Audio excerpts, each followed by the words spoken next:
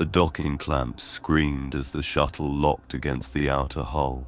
The sound was not mechanical, it was alive. Metal groaned like a throat swallowing. We had been told this station was derelict, drifting for decades without contact. But no one believed that. Not really. Stations don't go dark in the Imperium without reason, and reasons here were always worse than silence. The corridors breathed, not air through vents, not pressure leaks, but a slow inhalation, metal flexing, echoing through the walls like lungs pulling in smoke. We walked in a line, las guns ready, Vox crackling with static that sometimes almost sounded like words. Someone whispered a prayer. Someone else whispered the same prayer at the same time, but their lips weren't moving. No one ever survived this place, and we were beginning to understand why. The shuttle groaned as it cut through the void. Every rattle of the hull felt too loud, too alive, as though the metal itself wanted to scream. We had no escorts, no signal from the station, no reason to expect anything but death. The orders were simple: board, investigate, report. Nothing about surviving was mentioned. The station drifted ahead of us, its silhouette blotting out the stars like a wound in the void.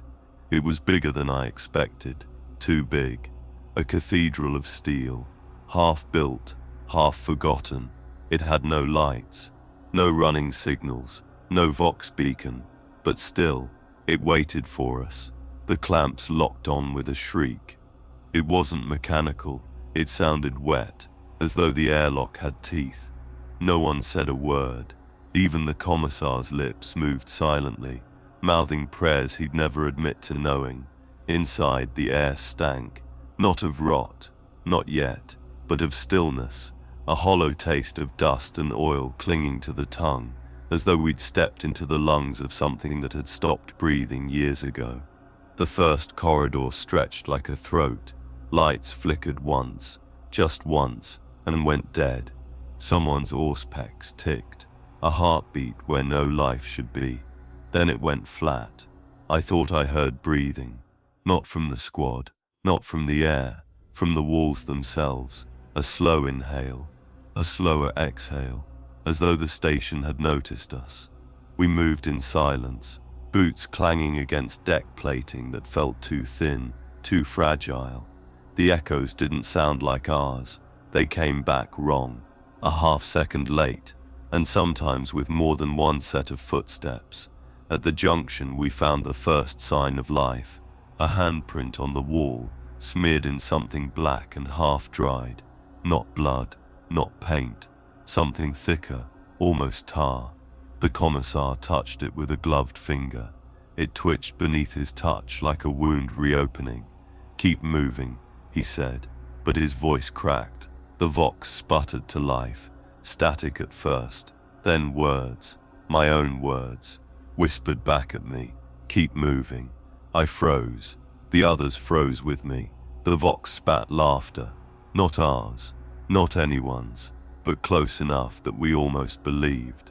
And then the lights came back, one by one, glowing faint, pale, lanterns submerged in water, not enough to see, enough to show shadows moving, shadows that didn't belong to us. The first corridor did not end. It stretched on like a wound that refused to close. Our lamps cut only a few meters ahead. The beam swallowed as though the air itself was thick enough to drink light. We walked in silence, boots on metal, las guns raised, breaths too loud inside rebreathers. Every sound doubled back, warped. The echoes ran ahead of us and behind us, like someone else was moving in step. Someone whispered. I heard it clear, too clear. Not through Vox, not in my ear, inside my skull. Turn back. The voice was mine. I stopped, looked behind me. No one else had halted. No one else seemed to notice. The walls breathed again. A subtle flex, metal groaning inward, as though the station's lungs had drawn another breath. For a moment, I swore the deck beneath us pulsed. Just once, like a heartbeat. At the halfway mark, we found the bodies, not lying in the open, not torn apart like victims of Xenos or cultists, but standing. They faced the walls, motionless, hands pressed flat against the steel, as though they had been listening for something inside. Armor rusted, cloth half rotted, helmets fused to their skulls. None of them moved. None of them should have been upright at all. The sergeant ordered us forward, voice steady but too tight. We obeyed, weaving between the figures like children afraid to wake sleeping parents. Every step felt like trespass. Every breath felt borrowed. One of the troopers brushed against a corpse. The body shuddered, not falling, shuddering, like it had flinched. Its head turned slightly, just slightly, enough to show the dried skin stretched too tight over the teeth. We froze. No one breathed. No one blinked. The body turned back to the wall. Someone's auspex clicked, reading movement. The operator whispered. "Where?" The sergeant hissed. "Everywhere." The lamps flickered. Shadows stretched. The corridor seemed to bend, lengthening like it had no end. The figures against the walls began to twitch, slow, arrhythmic spasms, like puppets waiting for strings to be pulled. We pressed on, faster. The commissar began reciting litanies, each word clipped, venomous, desperate. The words didn't echo. The walls swallowed them.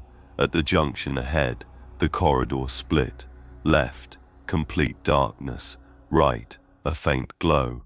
A light not ours. We should have chosen the light. But the glow pulsed in time with the heartbeat of the floor. So we turned left, and the darkness welcomed us. The corridor swallowed us whole.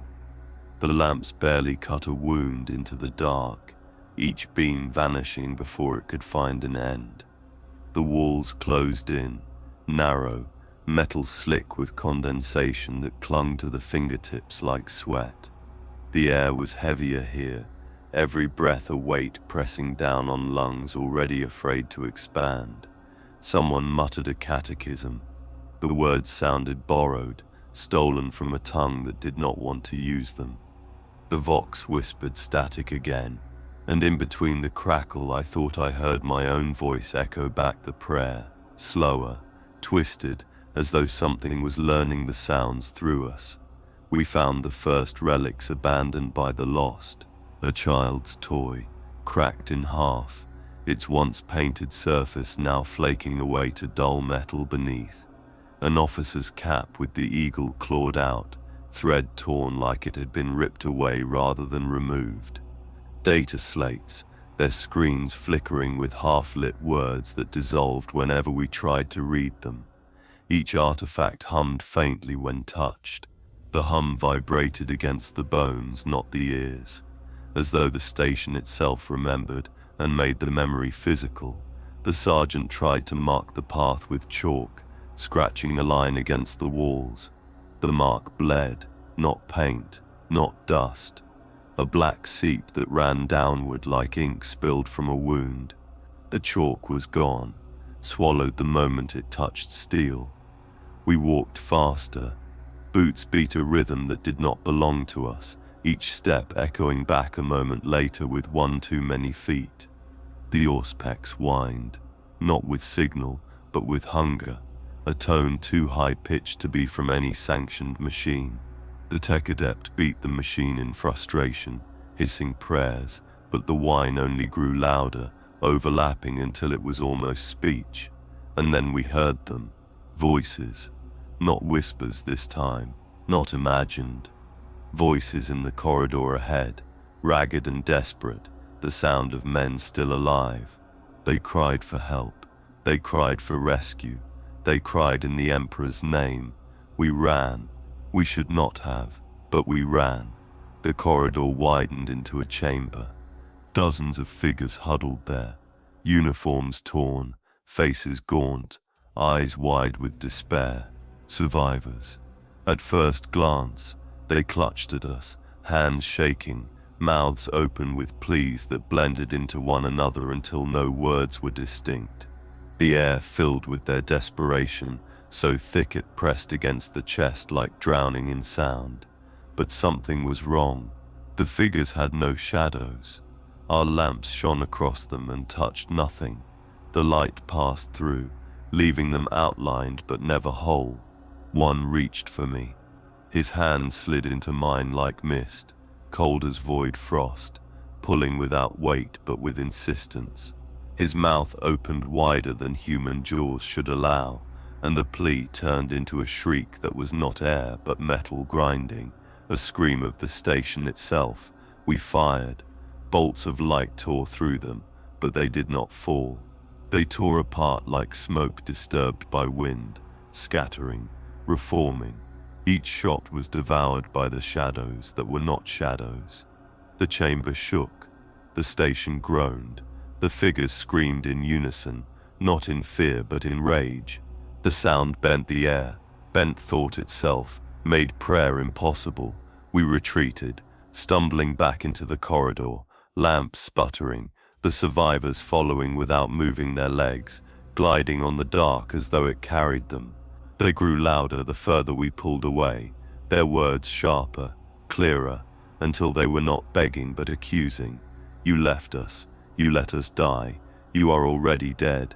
I pressed my hands to my ears, but the voices came from inside, chewing through the skull. The commissar bellowed litanies, throat raw, forcing the sound of the Emperor's name into the dark like a weapon. For a moment it worked. The figures screamed back, shuddered, and burst apart into dust that drifted upward, like ash pulled toward an unseen flame. Silence followed. Not empty silence. The silence of something waiting for us to speak first. The chamber smelled of iron. The deck beneath our boots was slick. When I looked down, my reflection stared back at me in the liquid pooled there. It blinked. I did not. We left in a hurry. The chamber sealed behind us with a clang that echoed too long, rolling down the corridor in waves. Each wave carried words, not in low Gothic, not in any tongue a human mouth should form. But still I understood.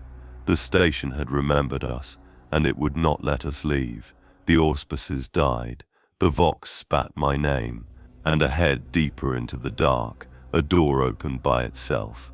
Light poured out, not clean, not holy, a faint flickering glow that pulsed in time with the heartbeat we had felt before. The sergeant ordered us forward. We obeyed, because there was nowhere else to go, and behind us the voices laughed. The door opened of its own will, and spilled light like a wound leaking memory. A slow, sallow luminescence that didn't so much brighten the corridor as stain it with a weak imitation of day. And the color of it was wrong in a way you felt before you could name, like the first breath of a room where something has died but not yet been found, like the diluted shimmer of a fever in the blood that has learned to disguise itself as health. And all of us hesitated because the light felt like a hand already touching our faces, already tracing where the bones were closest to the skin. The sergeant told us to move, and we moved because orders were safer than thinking, because the station listened when we thought and answered when we doubted, because the air seemed eager for our breath and the deck seemed eager for our weight. And I realized with a private shame that my finger had crept onto the trigger without me noticing, as if my hand wanted the lasgun to speak before I did, as if words might be punished more harshly than fire. The chamber beyond the threshold was circular and tall enough that our lamp beams died before they touched the ceiling, which meant the ceiling could be anywhere, could be a meter above us or 100, and the walls were ribbed with lumen strips that at first glance looked like the standard sanctioned issue, the old kind you see on ships that never got around to their refits, but then the strips inhaled in unison like bellows, and the light inside them pulsed forward, not along the wires but inside them, like blood, like light, was just another fluid the station could pump where it pleased, and the tech adept whispered a prayer that trembled through the vox and seemed to stick to the metal like frost. We were taught to love light, to pray to it when we cleaned our weapons, to thank lumen spirits for banishing the weaknesses that bloom in darkness, but this light flickered in a pattern that made my tongue taste of copper and the hairs on my arms rise one by one, and it took me longer than it should have to realize that the pattern wasn't random. It was a rhythm, and not just any rhythm, but the same slow beat we had felt through the decking since docking. The station's steady inhale and exhale given numbers, the arithmetic of a body that lives without permission. Binharik, the tech adept said, and then said no, almost at the same time, as if both answers were true for a heartbeat, and then neither was, as if the lumen flicker translated machine speech into something more primitive than language, and more intimate than thought, and she raised a mechadendrite toward the nearest strip, its tip crackling with consecrated static, and the strip pulsed in reply like a vein thrilled by a needle, like a pupil expanding in anticipation of a bright image it has not yet earned. The floor shifted while we watched the lights listening to us, and we pitched forward in a stagger that made our own shadows leap, and for a few steps gravity felt like a suggestion with hurt feelings rather than a law with a hard jaw, and we stumbled in a shallow tilt that never quite became a fall, as if the station wanted to read how our bodies responded to uncertainty, as if its curiosity had angles.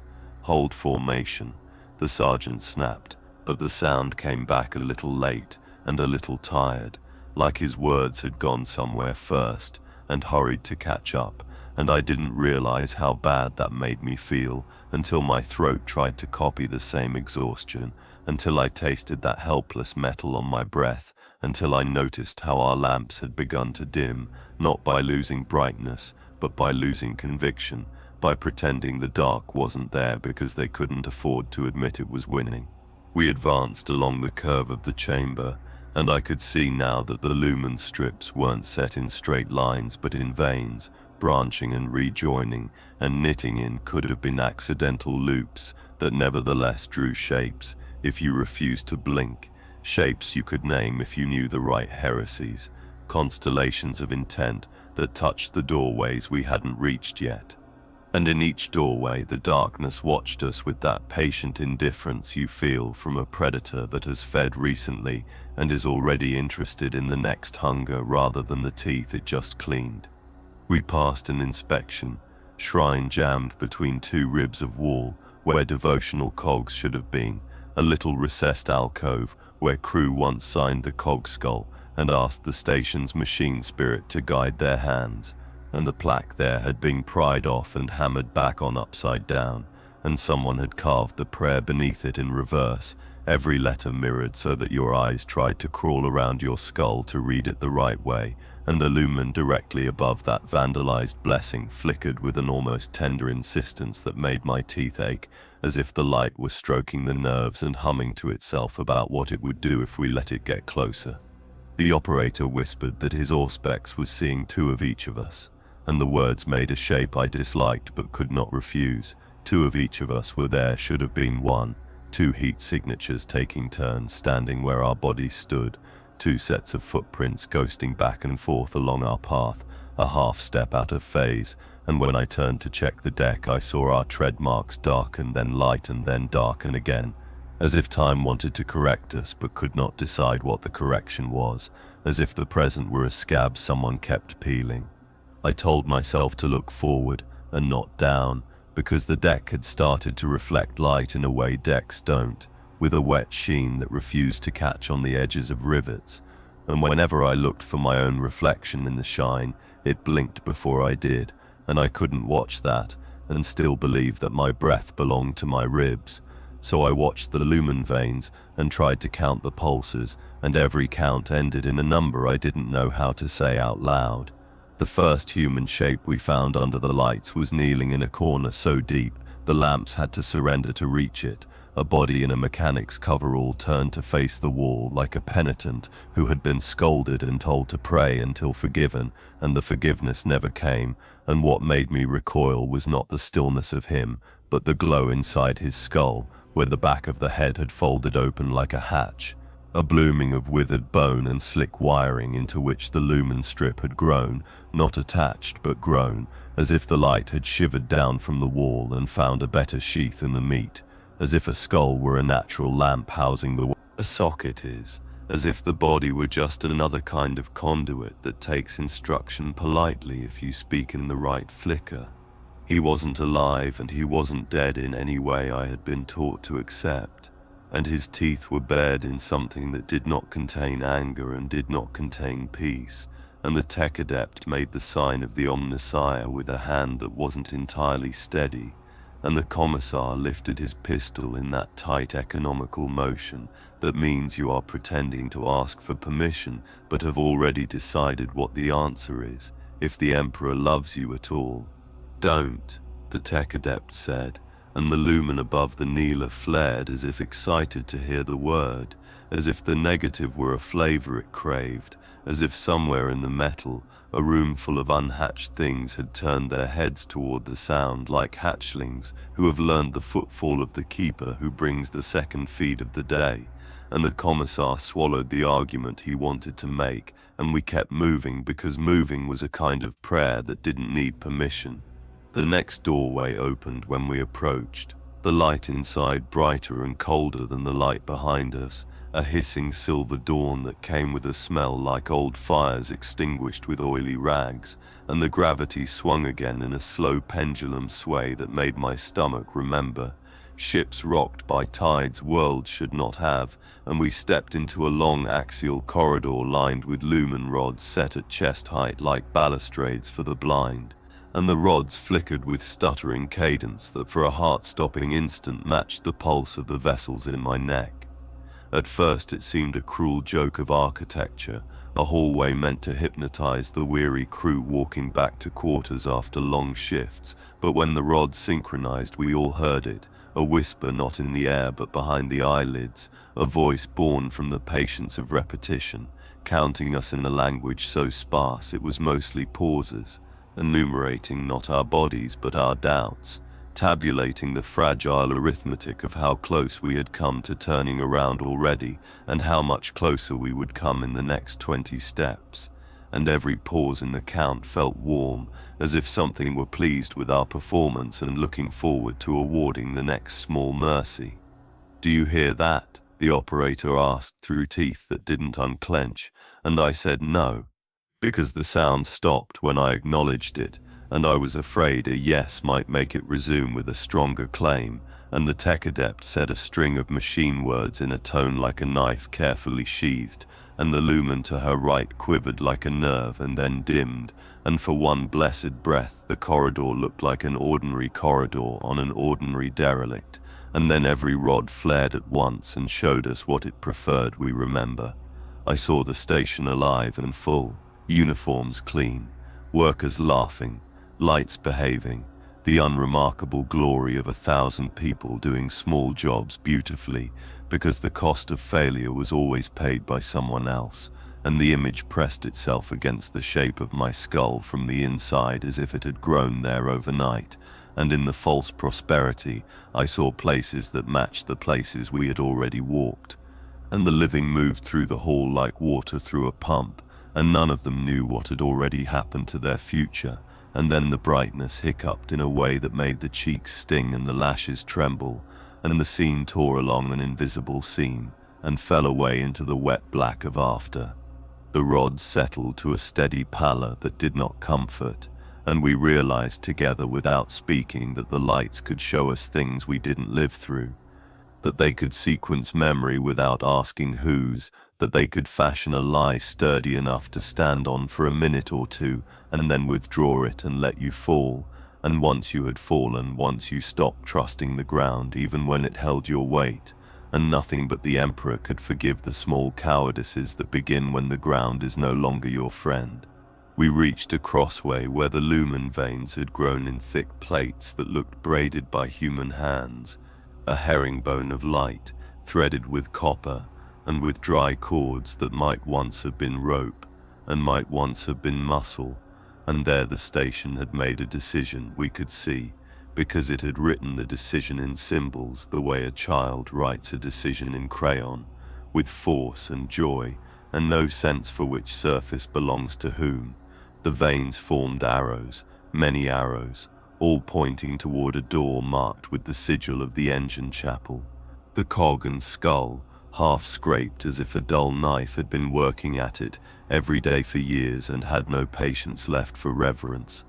"Don't trust directions you didn't ask for," the sergeant said, and the arrows pulsed in offense like a living thing stung for its generosity, and the door at the end of their pointing unfroze itself and slid a palm's breadth open, as if to prove us ungenerous, and the smell of older machinery spilled out. The smell of oiled tradition and sacrament, interrupted by a taste like copper coins cracked between molars, and the tech adept's breath took that shape it takes when a promise and a threat arrive on the same tongue. We didn't go through, not yet, because something in me was tired of obeying invitations no matter how beautifully they were engraved, and because the operator flinched as if slapped and said the Auspex had just seen us from ahead, had just seen our heat as we would look 3 minutes into the future if we walked through that door, and in that future one of us crawled rather than walked, and left a trail that didn't drip down but climbed the bulkhead like rain falling up, and the trail had no color. The Auspex knew how to name, and when the operator tried to mark the image for review, the screen showed him a mirror of his own face, and he dropped the device as if a fly had flown under his eyelid. We chose the path that led away from the helpful arrows, and felt the station think about our choice, not in anger but in curious correction, the way a teacher might pity a student who chooses the wrong proof, and then watch to see how long it takes for humiliation to teach what instruction failed to impart. And in the corridor we took, the lights stopped flickering as if offended, and became a clean, even line. And I would have preferred the flicker because at least it was a conversation and not a diagnostic. That was when the shadows misbehaved. You notice first with boots and their honesty, with the way the heel hangs a fraction longer in the air than the foot does, the way the silhouette of your calf insists on remembering a step you haven't taken yet. And I looked down and saw my shadow hurry forward as if to lead, and then I saw the shadow of the tech adept hesitate a full beat after her limb moved, as if the darkness had developed its own opinion of the pace, and then the commissar's shadow didn't lower its pistol when he did, and in the breath of cold that found the skin beneath my plates I understood that the light had declared a hierarchy, and the dark did not consent. "Keep the lamps off your feet," the sergeant said, which was good advice with nowhere to live, and the lumen rods brightened, as if pleased to provide exactly the opposite of what we needed, and the floor felt sticky with light rather than with any fluid you could name, and the sound of our boots grew intimate and soft, and the corridor breathed again, and that was how we learned that the station liked to watch us choose dignity when indignity would keep us alive, and the light liked to watch, and the light learned faster when we pretended not to teach.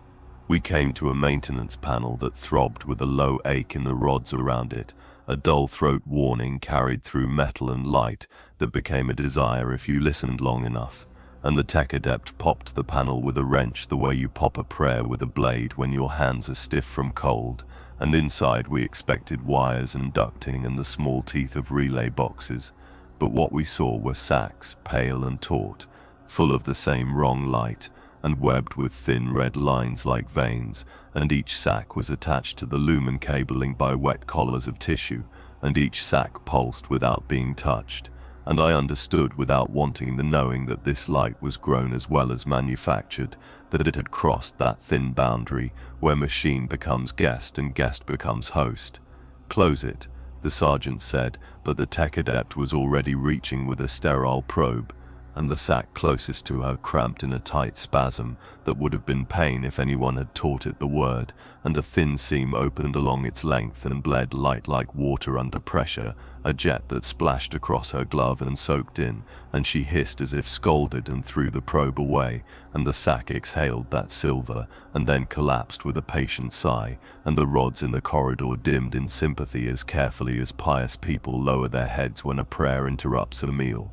The smell that came out of the panel was sweet and clean in a way that made my stomach lurch, because sweetness has no right to be so perfectly absent of comfort, and for a handful of seconds my vision seeded with bright specks that hovered in the places my brain loved most, and inside those specks I saw things I keep refusing to remember properly even now. Not faces, not landscapes, but the shapes those things leave behind on the skin of thought when they are burned out with too much looking. The commissar touched the tech adept's wrist as if to see whether her pulse still belonged to her, and drew back as if the light on the glove had teeth, and the tech adept laughed the way graveyard air laughs when a gate swings in weather, small and private and experienced, and said something in Binharic that translated to "it learns," and the light in the rods brightened just a little as if to be polite, as if to say, "You do too." And I had to close my eyes, because I felt seen in a way that made kneeling seem like an intelligent compromise. We sealed the panel with tape we blessed because it was ordinary, and the tape held with the stubborn strength of things too boring to be noticed by gods, and we walked faster, passing alcoves where the lumen veins had braided into nets that held nothing but old air, passing hatches with their pictograms scraped into unreadable indifference, passing a cleaning servitor that had collapsed on its brushes and grown a little hedge of glow along its spine, like moss finding a home on a stubborn tomb. And every time the light found something new to touch, I wondered how long it had been alone before we arrived, and whether our presence made it kinder or merely more ambitious. We reached a junction where the light went out.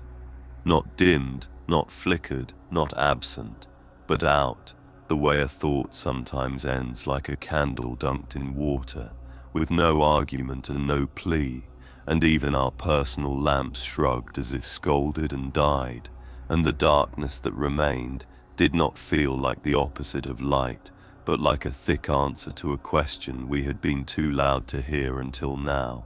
And there, in that kindness of black, I felt a tremor in the deck that had nothing to do with gravity and everything to do with breath, and the station inhaled right under our boots like an animal smelling its young. We stood in that unlit mouth and waited for nerves to surrender, and when the darkness finally gave a gift, it was a small one, a dusting of pale motes spiraling up from cracks we couldn't see, slow as snow in a room with no windows, and the motes glowed not with the wrong silver we had endured, but with a gentle bruised blue like old saints painted by a hand that has never seen a saint, and together the motes drifted and turned into a picture, and the picture was the corridor we were standing in, and we watched ourselves as we had been seconds before, as if the room could not help but remember and show, as if remembering were just another secretion. Then the picture reversed, and we watched the corridor empty itself of us, a blessing I felt in the tendons, and it kept rewinding, and we saw the corridor busy with the living, and then lit with an outrageously healthy radiance, and then bright as furnaces opened in a storm, and then we saw a crew we did not know running and carrying a child with a bandaged head, and men in red robes walking with stately sorrow and holding censers that vomited smoke slimed with small fireflies, and the light in the rods obeying their steps like well-trained animals. And then the picture paused and the moat stretched and the dust made a door in the air that led nowhere, the way an apology sometimes leads nowhere when it is offered too late. When the rods flicked back on, they came alive in a pattern I knew without having learned, the cadence of the litany of illumination we had drilled under the priest's eye as children, the rhythm that opens the lumen housings and wakes the coils and thanks the quiet parts of machines for never asking our names. But the pattern had a hitch in it that was not piety but hunger, and as we stood there listening to the station recite a prayer with one wrong syllable, I felt how easy it would be to forgive anything that sounded almost right, and how dangerous forgiveness becomes when it is awarded for effort rather than truth. A door ahead unlocked with the sound of bone cracked clean by a butcher who has practiced his art on beasts that deserved better, and the smell of sanctified oils rolled out like a pale tide, and the tech adept whispered chapel, and the rods pulsed in time with the word as if to praise the recognition, and the commissar told us to hold, and the word hold did not return from the walls because the walls were busy with their own listening.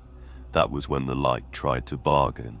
It arranged itself in hatch lines on the deck with loving care, drawing arrows again, and when the sergeant raised his hand to ignore them, the arrows blurred and changed and became letters that spelled our names, not spoken names, but the names that are written in tiny unhappy places, the names that only nurses know and brothers forget. And after the letters came numbers and dates and one thing each of us had never said out loud. And I knew the station didn't know these things because it loved us, but because it had been standing still long enough to taste the echoes that our kind leaves behind, and because we had been generous with our fear, and fear is a library that catalogues itself without supervision. We stepped deliberately away from the alphabet of treachery, and the rods dimmed not in anger but in a disappointment I am embarrassed to call human, and the gravity swung again in a small, casual sigh that rippled through our kneecaps, and somewhere far behind us a door closed, not to keep anything in or out, but just to remind us that doors exist, and the chapel door ahead widened a fraction the way a mouth does in that half-smile where pity rehearses cruelty and decides which mask fits the occasion better. The operator said he was receiving a vox burst, a thin mewling thread from the same frequency we kept for emergencies, a string of syllables that wanted to be words but kept falling back into numbers. And he tuned his ear and the voice stabilized, and it was mine, and it said, "Don't look at the candles," and the message ended with the small ricochet of breath that people who know they have only one sentence left save for the end, and I wanted to be brave and ask for proof that the recording was genuine. But there is no bravery in the choices that matter once you have listed the proofs you want and found that the list doesn't calm your heart. We entered the chapel anyway because retreat hardens into a second sin when duty is planted against it with both feet, and because there was nowhere safe to retreat to that was not a dream we had already survived once, and because the light had taught us the shape of our own stubbornness and was watching to see if we would keep the promise it had learned. And also because the tech adept had started humming a work song she shared with no one, and work songs are sledges for doors the hands cannot lift alone. The chapel of the machine god had been built with respect, which is to say with more height than needed, and more echoes than kind, and the altar was a proper machine bed stained with consecrated grease, and the chains that hung above it had been polished by hands that believed in polishing chains. And the wall behind the altar carried the cog and skull so large that even the closed eye sockets accused us of smallness, and beneath that emblem burned rows of devotional candles, except that they were not candles, and the thought that they might not be candles had come so late that we were already looking directly at them. They were small lenses filled with the same bruised blue fluid we had seen in the sacks behind the panel, each lens cupped in a little palm of welded foil. And inside each lens floated an ember of light, the size of a tear, and the embers trembled when we breathed as if air were a language they understood, and the lenses were wired together in a lattice that fed their glow into a web overhead, and the web pulsed in the cadence of the litany again, and the wrong syllable was louder here, and the wrong syllable was satisfied. I tried not to look and failed, and when I looked the embers showed me a face I had almost remembered correctly. And the face spoke a name I had promised not to answer any more, and the name was mine when I was small and still lay clean-faced in the shade of a noon that belonged to people who thought planets were generous, and the floor moved gently under my feet like a cradle that someone sensible had built out of hardwood and patience, and the commissar spoke like a man forcing his tongue through thorns, and told us to lower our eyes, and I could hear his glare because the light disliked the instruction and breathed its disapproval into my lashes. The tech adept kept her eyes on the altar and began reciting the rite of closed systems, the old one that tells machine spirits which mouths are allowed to drink their fires, and at the phrase where we usually whisper no more, no less, the web overhead brightened in a sudden hungry bloom, and all the little lenses trembled as if their contents had palpated our attention. And the wrong syllable arrived like a thumb pressed into a bruise and rolled, and the room filled with the sensation of being counted by a teacher who smiles each time the tally increases because the number itself is a kind of reward. We moved along the pews with the awkward reverence of soldiers who would rather be cursed than blessed, and on the seats we found the tokens of a congregation that had been coaxed rather than shepherded, strips of torn cloth tied around bolts like votive ribbons, little vials of oil with labels scratched off and replaced with new names that did not matter, prayer wheels carved from bone that still smelled faintly of human, and in the center of the aisle a pile of things that no one could mistake for worship if they had ever bled for anything, helmets stacked mouth down as if listening for a flood through the floor, knives with their blades filed blunt so they would not find specific throats, com beads melted into coins like little economies that had failed so cleanly it almost felt beautiful. At the back of the chapel, a service door stood half open with the insistence of a friend who is trying to be casual about bad news, and beyond it a maintenance crawl space carried the faintest taste of cooler air, and the lamps inside that crawl space were not grown, they were ordinary. They were the little ugly bulbs we all pretend to despise when they work, and miss without poetry when they do not. And something in me shuddered toward that ugliness, like a pilgrim in an unmarked desert, who sees an unglamorous stone, and decides that is where a shrine should be built. But the operator said he could hear the emergency vox again, and this time the voice didn't just warn about candles, it began to recite coordinates for the reactor heart. And though the numbers were familiar in the way of decks and bulkheads and ladders, there was a slip in them, a drift of digits as if the speaker was trying to hold a map while someone else turned the page. And I realized the light could copy our syntax well enough to counterfeit direction, and that we had reached that part of the task where the station would not need to threaten if it could simply persuade, where extermination was less profitable than enlistment, where making us want to go forward was cheaper than making us. "We won't follow the voice," the sergeant said, and the wrong syllable in the litany swelled like a vein when a fist clenches, and one of the little lenses atop the nearest foil cup burst silently and spattered my sleeve with cold illumination that soaked in the way the earlier jet had soaked into the tech adept's glove.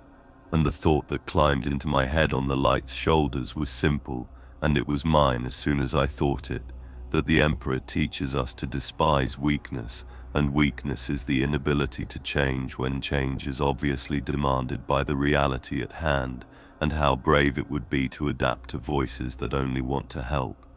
I breathed and found my breath waiting already inside my chest, like a dog that heard the latch turn before the door opened. And the commissar turned the muzzle of his pistol toward the web as gently as a surgeon points a scalpel at the right organ, and he said the sentence that has a way of making everything afterward bear the stain of rightness, even if it is a disaster. "This is an abomination," and the rods along the walls tried to stutter his next word, but he had chosen a word without stutter, a word that lands like an iron on creased linen, a word that does not take flicker for an answer. And he said purge, and the web breathed in, and the wrong syllable arrived too late, and the pistol spat. The last flash hit the slit of the web where the brown coil fed the blue tears their grammar, and all the little lenses popped with a happy childish glee that was nothing like happiness, and the embers rose on a draft we could not name, and while they rose, they each showed a different version of the same memory. A crowd smiling at candles because everyone had agreed that this was what candles did, a chaplain whose eyes were glazed with the relief that feeds people who finally find a ritual they can perform without fear of criticism, a tech priest writing approved on a scroll without checking its source because the seal looked official and the day had been long, and the memory locked against the inside of my skull and scratched until blood meant to feed. Thought began to feed it instead.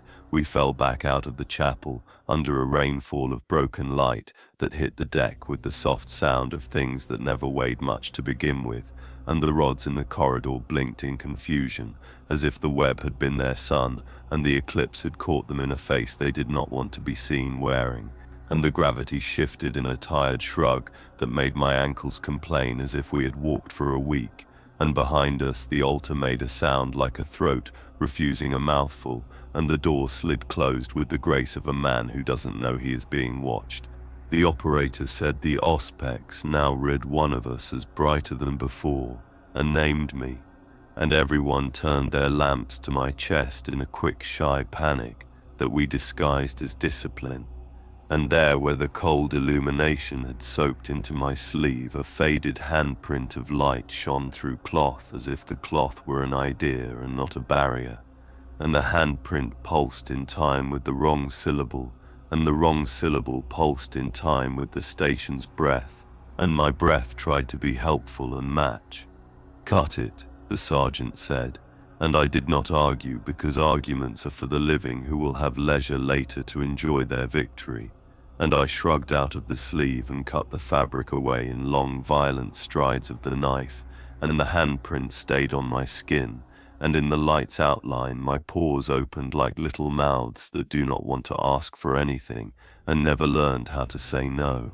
And the tech adept whispered that light is not gentle, that light is a blade that first offers to remove what dark put there, and then invents its own reasons to keep cutting. And I said I understood, and the understanding arrived in the place where appetite meets pride, and they agree they have always been family. We wrapped my arm in tape and bandage, and the ordinary held again, held beautifully, held like a hymn written for voices that break in cold weather and cannot afford to rehearse. And the rods dimmed to a modest, almost embarrassed glow, as if they feared our disappointment, and the arrows of light that had tried to spell us into obedience withdrew into the veins like a blush, and the gravity steadied, and in the steadiness I felt the station's attention shift the way a cat's head turns toward the next room, where something fell without malice.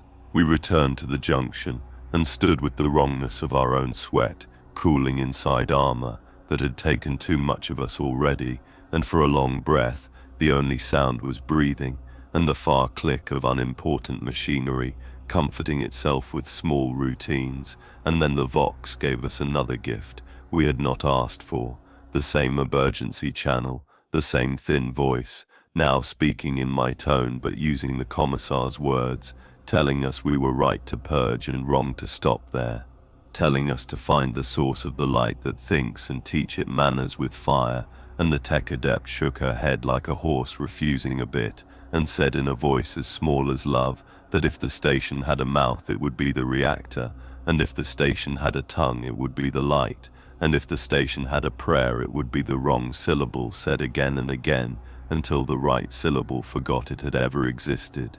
We needed a plan that did not involve dying in admiration of our own zeal, and the sergeant had one by the old soldier's method of choosing the thing that hurts now to avoid the thing that hurts always, and he pointed to the maintenance crawl space with the ugly bulbs and said we would take that route because it had not yet learned to speak, because ugliness is often a sign of humility, and humility is suspiciously absent from monster.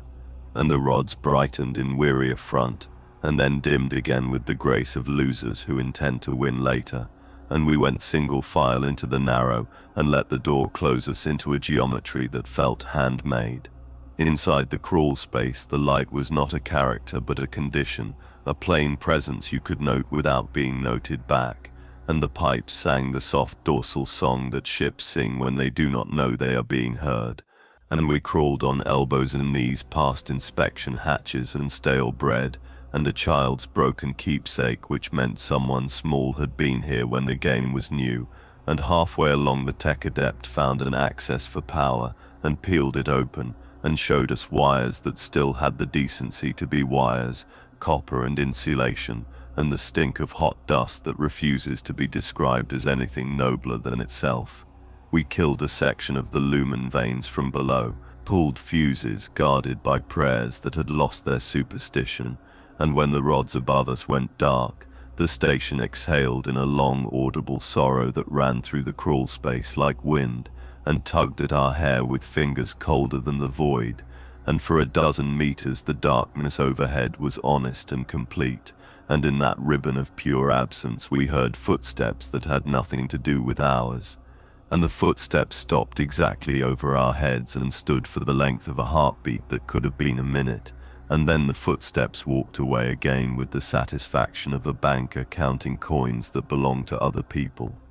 We reached the far hatch and looked down into a service bay where someone had tried to live, a nest of blankets and empty ration tins and a little shrine made of machine bits to something that was half cog and half human hand. And on the wall a message had been marked again and again until the paint had thickened like scab. Do not trust the light, and below it in smaller angry letters, do not trust the dark either. And next to those words a set of tally marks that climbed to a number too big to be days unless the person who counted refused to sleep long enough to be honest. In the corner of the bay stood a rack of glow candles, the legitimate kind, the kind you break and shake when power fails and men become children, and these had not been broken, each little tube still whole and waiting, and the tech adept sniffed one like a suspicious dog and said they smelled clean, and the commissar said nothing, and the operator reached and stopped and then reached, and the sergeant took one, and I took one, and for a private second I imagined our hands in the dark, breaking them together, watching the greenish light flood our palms like the memory of summer in a cellar where winter keeps its teeth. And then I watched that little vision collapse because the station would learn the glow if we gave it a chance, and once it learned the glow would learn us. And learning is not a kindness when hunger supervises. We did not break the tubes, we kept them as hostages against a darkness that might remember courtesy if bribed, and we took the bay's side door that should have returned us to the main spine nearer the engine chapel, and the rods in that spine came alive in a slow, grudging ripple like waves forced to imitate a parade, and we stepped out under their reluctant gaze, and the arrows were back with their wagging generosity, pointing in a path that had been revised to accommodate our disobedience, and I realized with the kind of cold that takes the tongue first that the station had learned the speed at which we chose to refuse, and had built a corridor of soft yes around our no. We ignored the arrows, and the rods died one by one behind us, and the darkness came after as patiently as taxes, and when we reached the last turn before the chapel the gravity went briefly insane. Not a tilt or a swing, but a localized sneeze in the math, where Down chose a new religion and left us to pick a creed that matched the furniture, and we clung to what we could find as the deck became a wall and the wall became a ceiling, and the ceiling became a rumor, and I felt my shadow slide off my boots like an animal embarrassed to have been seen with me, and then the world settled again as if a hand had been removed from a lever by someone who wanted to see whether the toy would break. We looked at one another and found the small forgiveness that lives in faces after shared humiliation, and the sergeant nodded once and we put our hands to the chapel door again, and this time it didn't wait to be asked. It rolled aside with the easy arrogance of an old house showing off the one room it keeps tidy for the guests it intends to keep, and the smell that came out was cleaner than before, and the wrong syllable had found a partner in the web that was no longer there, and together they spoke a new word. I did not understand and hope never to learn. We stepped through without blinking because blinking is a luxury in rooms that notice, and we promised in the small courthouse of ourselves to keep the lamps away from the floor, and to love the ugly bulbs more than the beautiful veins, and to stand with our backs to no altar that talks, and to count our steps without moving our lips because numbers are how the light keeps score. And somewhere in the long bones of the station something knocked softly as if warning the dark. That company had arrived at last, and the lumen rods along the inner apse, the ones that had refused to die when we cut the veins, shivered awake in a staccato that wrote a message in a code that was older than Binharik and younger than lying. We understood enough to be afraid. The lights weren't flickering anymore because they were broken or weak. They were flickering because they were speaking. And they were not speaking to us the way a mother speaks to a child, but to something higher that had leaned close to hear, and the glow that rolled across the altar like breath across glass made the old oil shine in the shapes of hands that did not belong to any living crew, and in those shapes the wrong syllable made a promise, and when the promise ended the door on the far side of the chapel slid open on the engine wing, and the air that came through was cool enough to feel honest for exactly one heartbeat. We should have turned back when the light learned to speak our speed, when it learned the slope of our refusal and built stairs to match, when it learned the taste of our prayers and rehearsed them better than we ever had. But there is a kind of courage that grows from repeated insults, and the station had not yet learned to be stingy with its contempt, and we carried that contempt like a new banner, and the rods along the engine wing hummed their wrong syllable lovingly, and invited us to step into the long corridor where the heart lived and the breath began, and we did, because there was no light in the Imperium more dangerous than a lantern that loved you back. And as we crossed beneath the last arch of the chapel, I saw the shadows waiting there like old dogs that know the road and hate it, and I understood that the next stretch would be lit and unlit in equal measure, and that the unlit would be kinder than the lit, and that the only mercy left would be to keep our eyes on the floor and count our steps without letting the numbers borrow our names, and the wrong syllable purred, and the station breathed deep enough to make the deck creak like a bed where someone learns to sleep alone. We went on toward the engine wing and the reactor's heartbeat, and the lights ahead welcomed us with a certainty that felt like teeth already wet. The door to the engine wing yawned wider as we approached, a mouth in the metal shaped not by design but by hunger, and the air that spilled from it was colder than the void should allow, cold with memory rather than temperature, a cold that lived in marrow, and whispered in nerves that survival was not expected here, and had not been expected for a very long time. We stepped inside as though trespassing in a tomb that knew its thieves before they were born, and the lumen strips along the walls flared in reluctant sequence, not bright enough to reveal, bright enough only to admit, and the corridor opened into the chapel itself, the sanctum where once the tech priests of Mars had sung their sacred binary, where once offerings of incense and oil had been poured into reliquaries, where once men had believed machines loved them back with a devotion that could be trusted. The first thing I saw was the altar, not a block of stone, not a shrine of steel, but a massive engine bed, a slab of adamant with restraints like manacles welded to its edges, as though faith had always been shackled here rather than exalted, as though the machine god demanded not devotion but captivity. Upon it lay the remains of a priest. His robe was rotted, crimson turned to brown-black threads, but the cogs and filigree of the Mechanicus still clung to his chest where skin had long ago surrendered. Wires pierced his arms, wires pierced his skull, wires pierced his rib cage where lungs had been.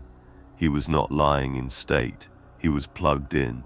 The cables ran from him to the walls, to the ceiling, to the lumen strips that pulsed faintly with his last heartbeat, a pulse that had never stopped, a pulse carried through the veins of the station itself, a machine spirit enslaved to a corpse, or a corpse enslaved to a machine spirit. It no longer mattered which. His mouth hung open. From his throat came no sound, but the lumen strips flickered in rhythm with the shape of words he might have spoken if his tongue had not rotted to dust. The tech adept fell to her knees, not in prayer, not in worship, but in horror too profound to be disguised. She whispered the name of the Omnissiah, but the syllables faltered, each one swallowed by the wrong rhythm of the lumen, which pulsed back in mockery, echoing her binharic tones like a child repeating words it does not understand but intends to own. The commissar lifted his pistol. I saw his knuckles tighten around the grip, saw the silent hatred in his jaw, but he did not fire. Not yet, because even he knew, destroying this altar might not free us. It might only make the station angry enough to finally speak aloud. Behind the altar, the walls were covered in scripture, not carved, not painted, but burned into the steel by the passage of light itself, words seared in glowing veins that crawled and shifted even as we read them. Half in binharic, half in High Gothic, half in tongues no human should know, they told the story of a congregation that had worshipped not the Emperor, not the Omnissiah, but the station itself. They had prayed to its lights. They had fed themselves to its cables. They had sung its pulse into their lungs until their hearts kept time with its reactors. And the scripture promised them eternity, not in heaven, Not in the machine, but here in the walls, in the lights, in the station's memory, where no one ever survived, but no one was ever permitted to die. The pews were filled with worshippers, not seated, not standing, not alive. Dozens, maybe hundreds of them, bodies wired into the benches themselves, their spines fused to metal, their skulls opened and filled with pale light that flickered faintly as if replaying some long-forgotten homily. Their mouths opened and closed in silence, each one mouthing the same syllable, the wrong syllable, the syllable the lights had been teaching us since the first corridor. I could not hear it, but I could feel it, rattling my teeth, pulsing in the marrow. A sound too low for ears, too sharp for thought, a word spoken not in language but in hunger. One of them twitched. Not all, just one. Its jaw cracked sideways, the skull shuddered as though remembering something that had been lost. Its eyes, empty sockets filled with glowing filament, turned toward me, and for the first time I realized these were not corpses, not truly. They were still listening, still waiting for us to join. The operator dropped his auspex. It hit the floor with a crack. The screen lit up, not with data, not with scans, but with faces. Our faces, each of us, projected in green, one by one, flickering like images remembered by a faulty memory. Then the faces opened their mouths in unison and whispered the same syllable that the pews mouthed in silence. "Stop this," the sergeant hissed, but his voice faltered, because the auspex showed his face last, and his face smiled back at him. The lumen strips brightened, the chapel roared with light, and in that blaze I saw not the corpses, not the pews, not the altar. I saw a cathedral of veins and arteries, a body stretched across steel, and we were standing in its ribcage, trespassers in the lungs of something too vast to kill and too hungry to forgive. The tech adept screamed in Binharik. The lumen strips pulsed in reply. The dead priest's mouth twitched, and the wires that ran into his skull trembled like strings being tuned. We raised our weapons. We aimed at the altar. The commissar whispered one word: fire. The first shot struck the priest's chest. The body convulsed. The cables writhed. The pews screamed in silence, mouths opening wider, sockets glowing brighter, the whole chapel vibrating with a single impossible note. The second shot struck the skull. The priest's head split.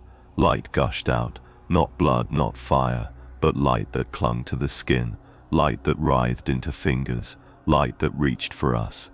We fired again, and again, and again. The altar shook. The scripture on the walls writhed faster, letters uncoiling, crawling across the steel like insects abandoning a corpse.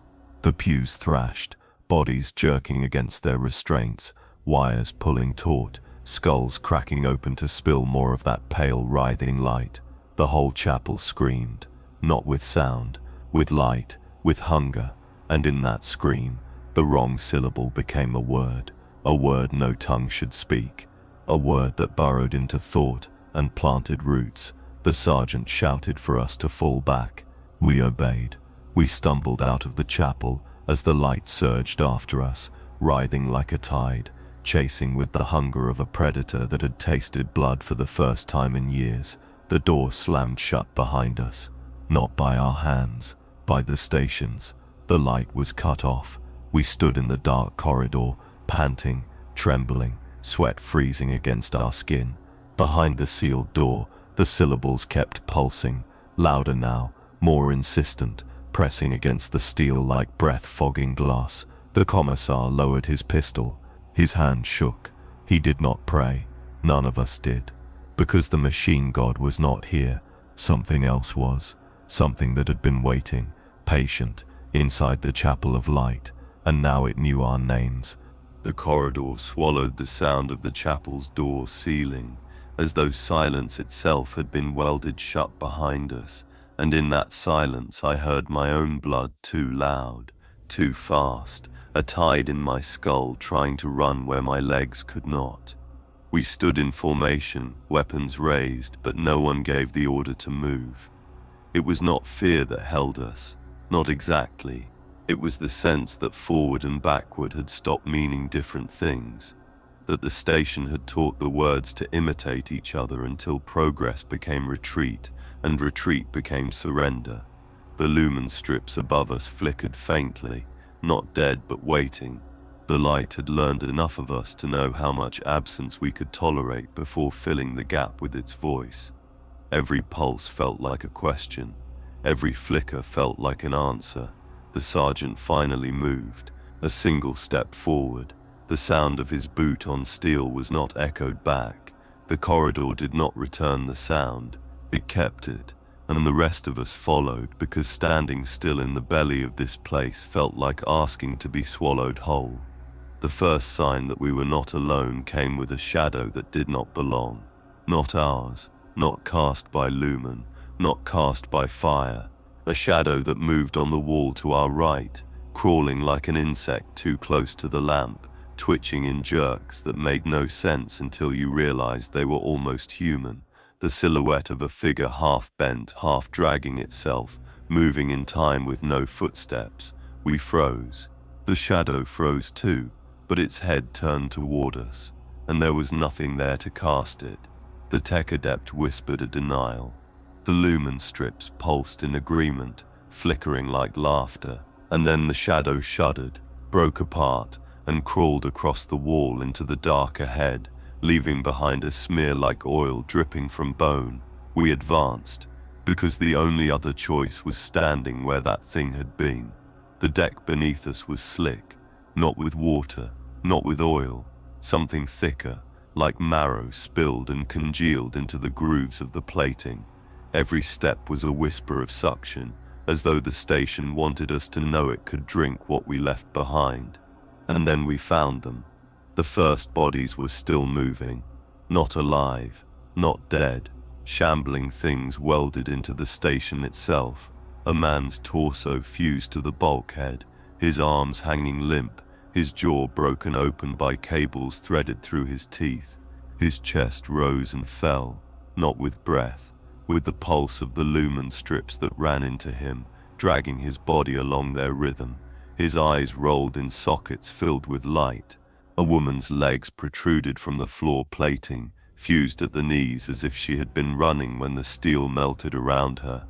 Her toes still twitched, scratching at the deck like claws, leaving shallow grooves in the metal.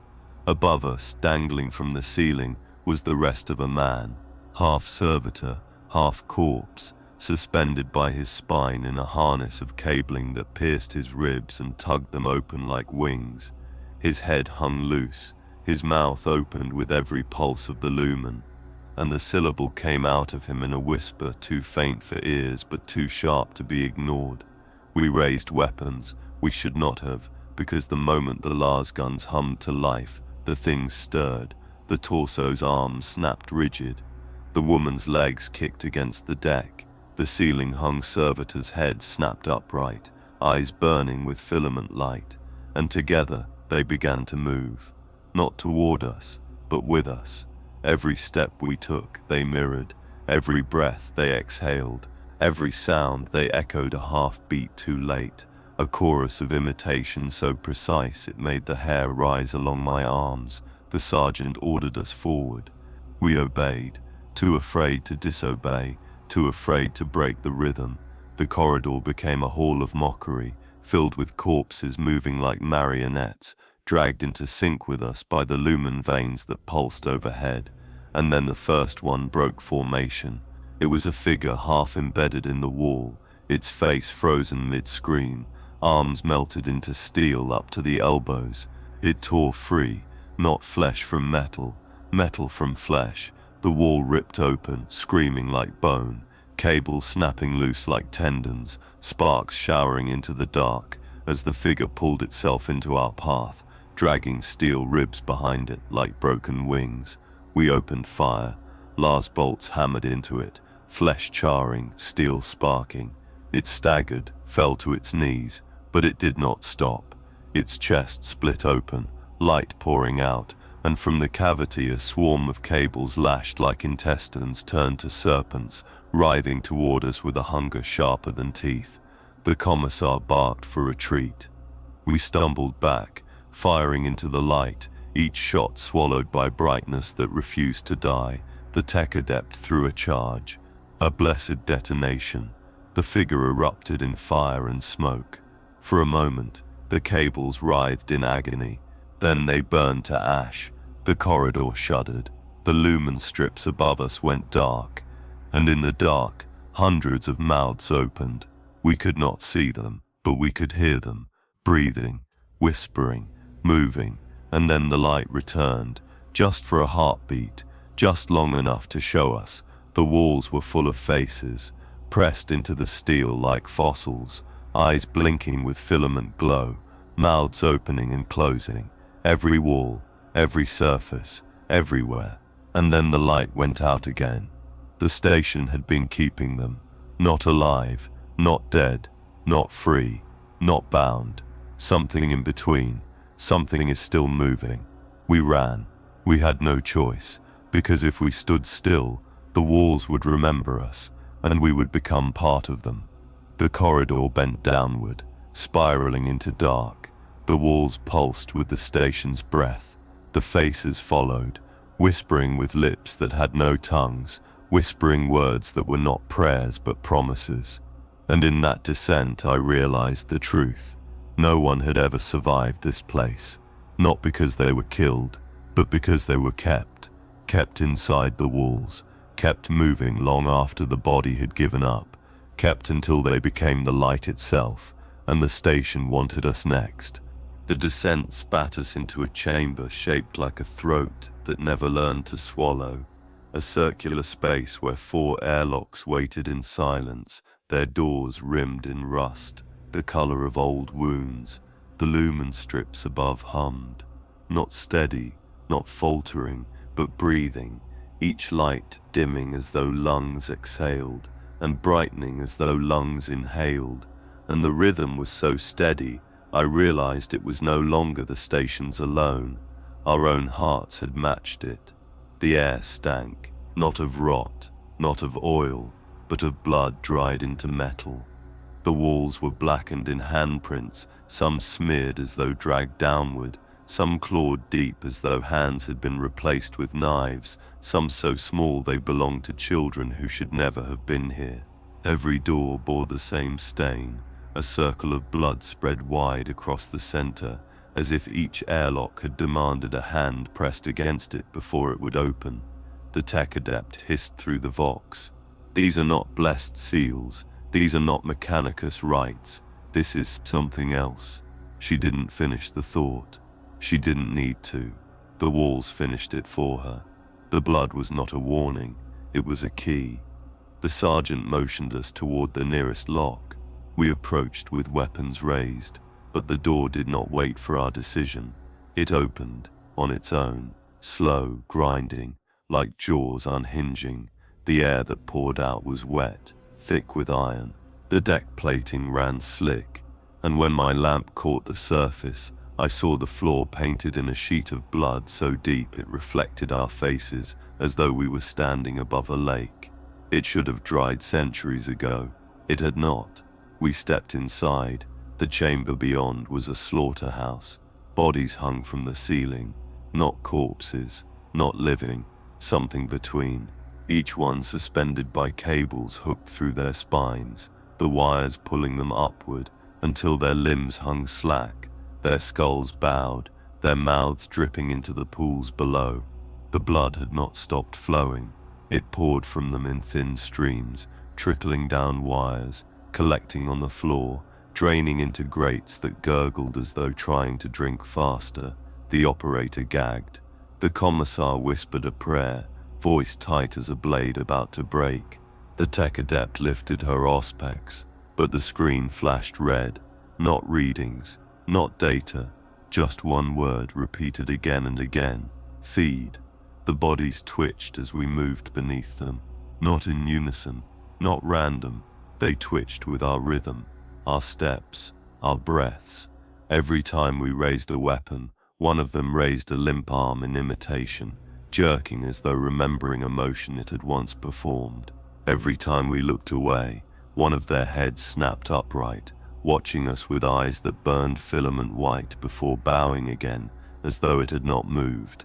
The sergeant spat the order to keep going. His voice did not echo. The chamber devoured it. At the far end stood another door. It was worse than the rest. Not just smeared with blood, sealed with it. The handprint there was fresh, glistening, dripping still as though pressed only moments before we arrived. We hesitated. The airlocks whispered behind us.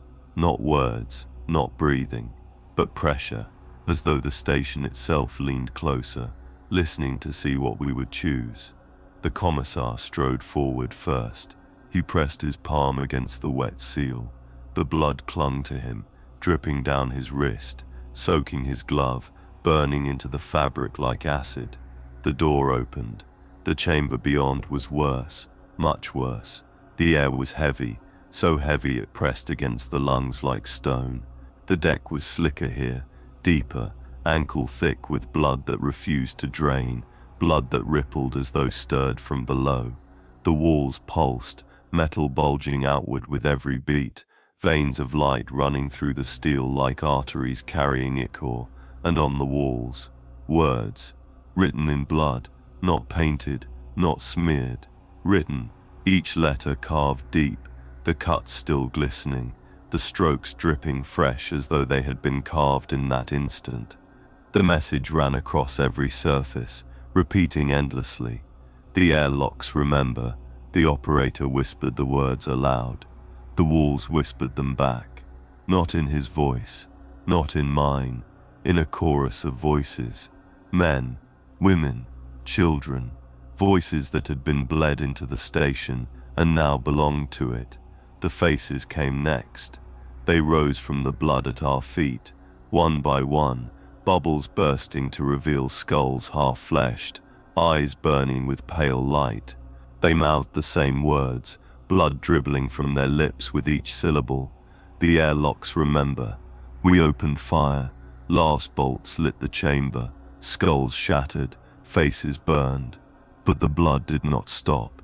It rose higher, rippling with every shot, gurgling with laughter that came from no mouth, no throat, no lungs, just the liquid itself, vibrating like a drum. The tech adepts screamed binary canticles, trying to silence the blood, but the lumen strips pulsed in reply, and the words carved on the walls flared with light, burning brighter until they seared our eyes. The blood surged higher. It reached our knees. It pulled at our legs like hands. The sergeant ordered retreat. We fought our way back through the chamber, blood dragging at every step, faces rising from the tide to snap at our heels. The airlock door ahead began to close.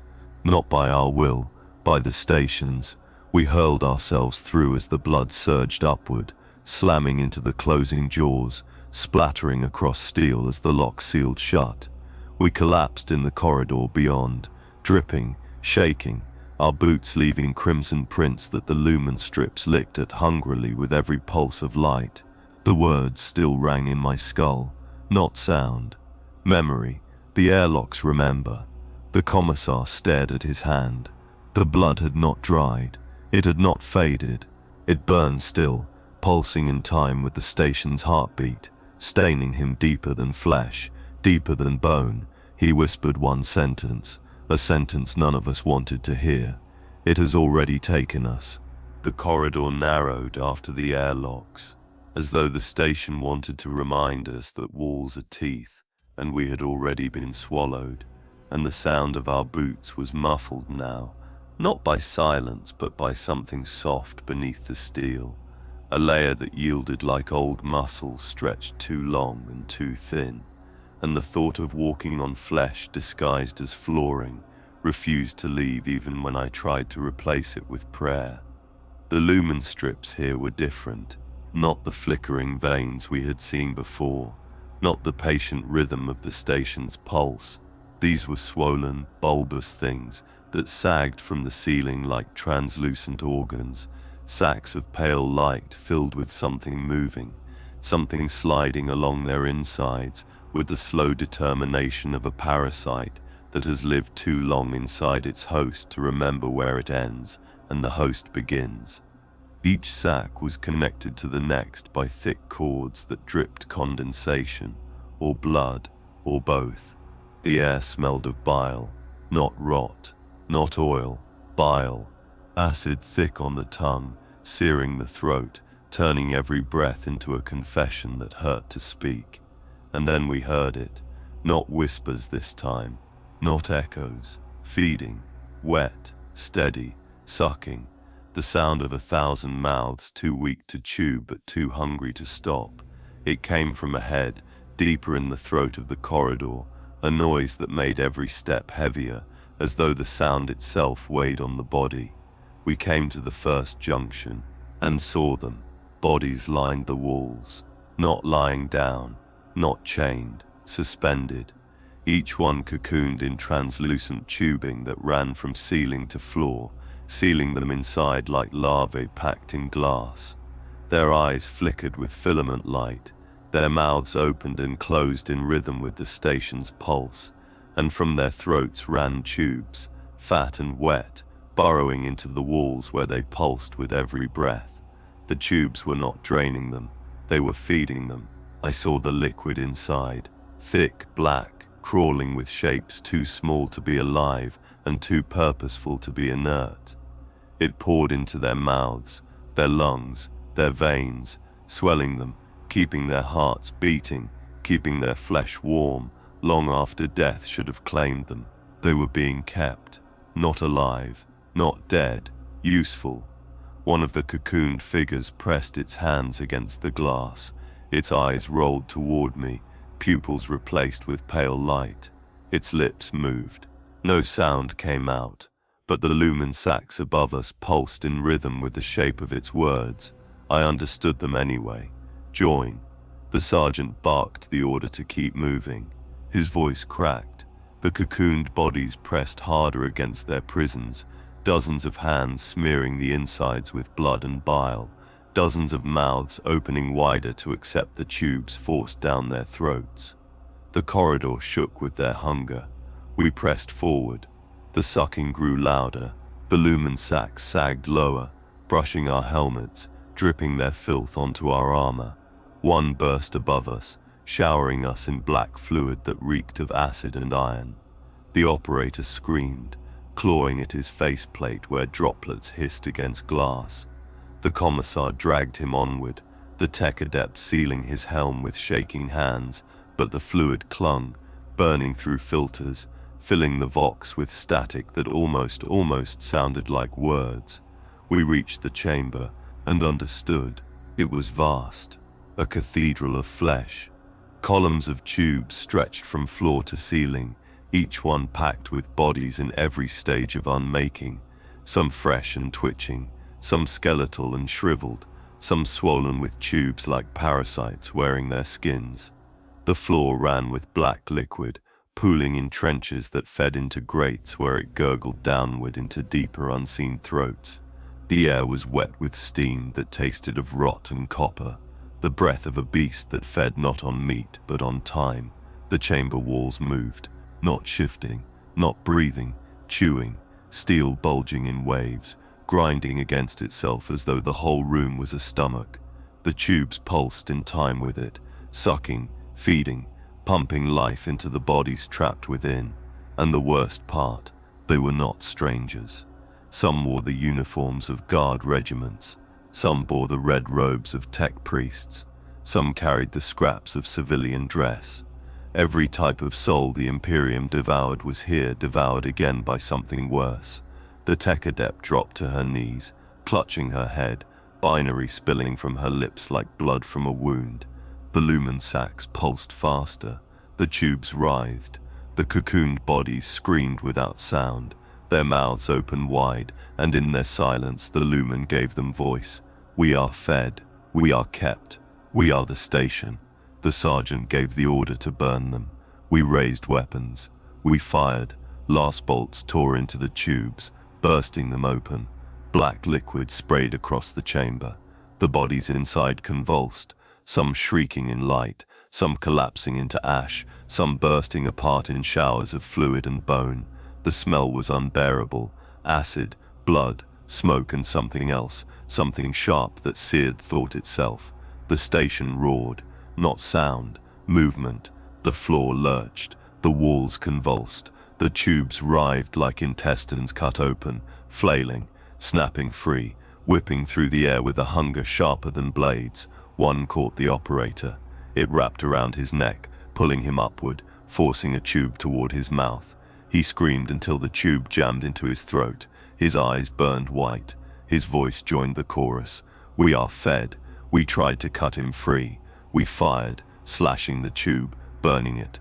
But the liquid was already inside him. His veins glowed. His skin blistered. His scream dissolved into laughter. And then the tubes pulled him into the wall. He was gone.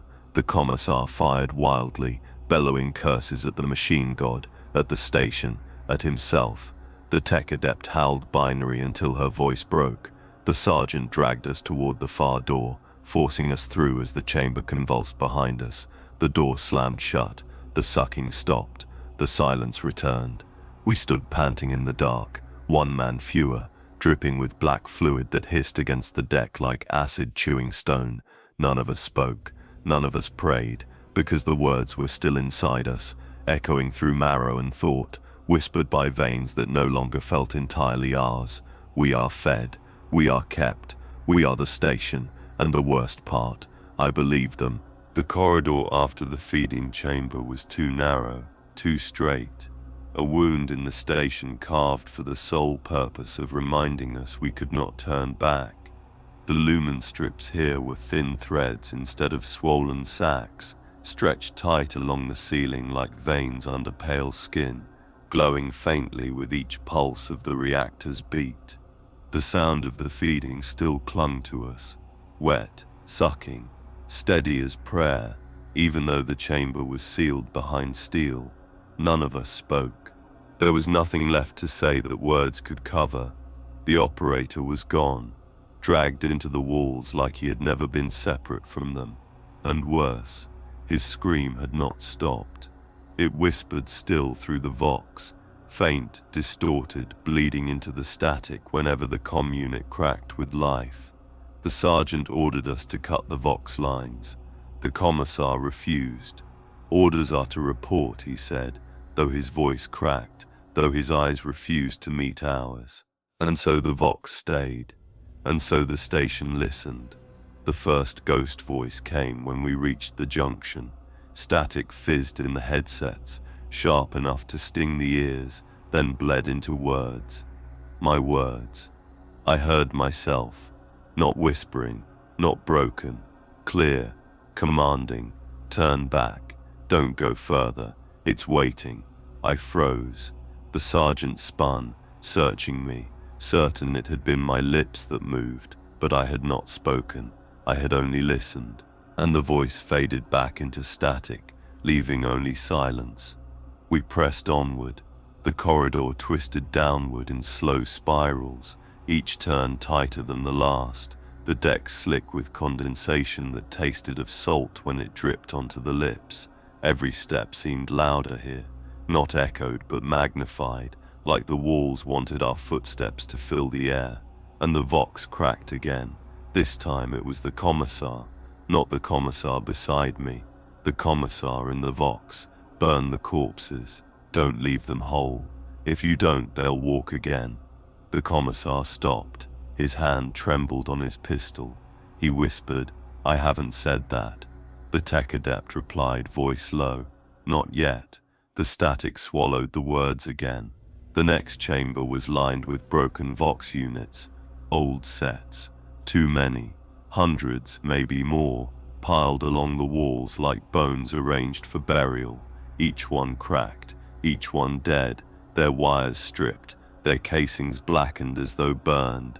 But as we entered, the whole pile flickered to life, voices spilled out, not one, not two, hundreds, all of them are ours.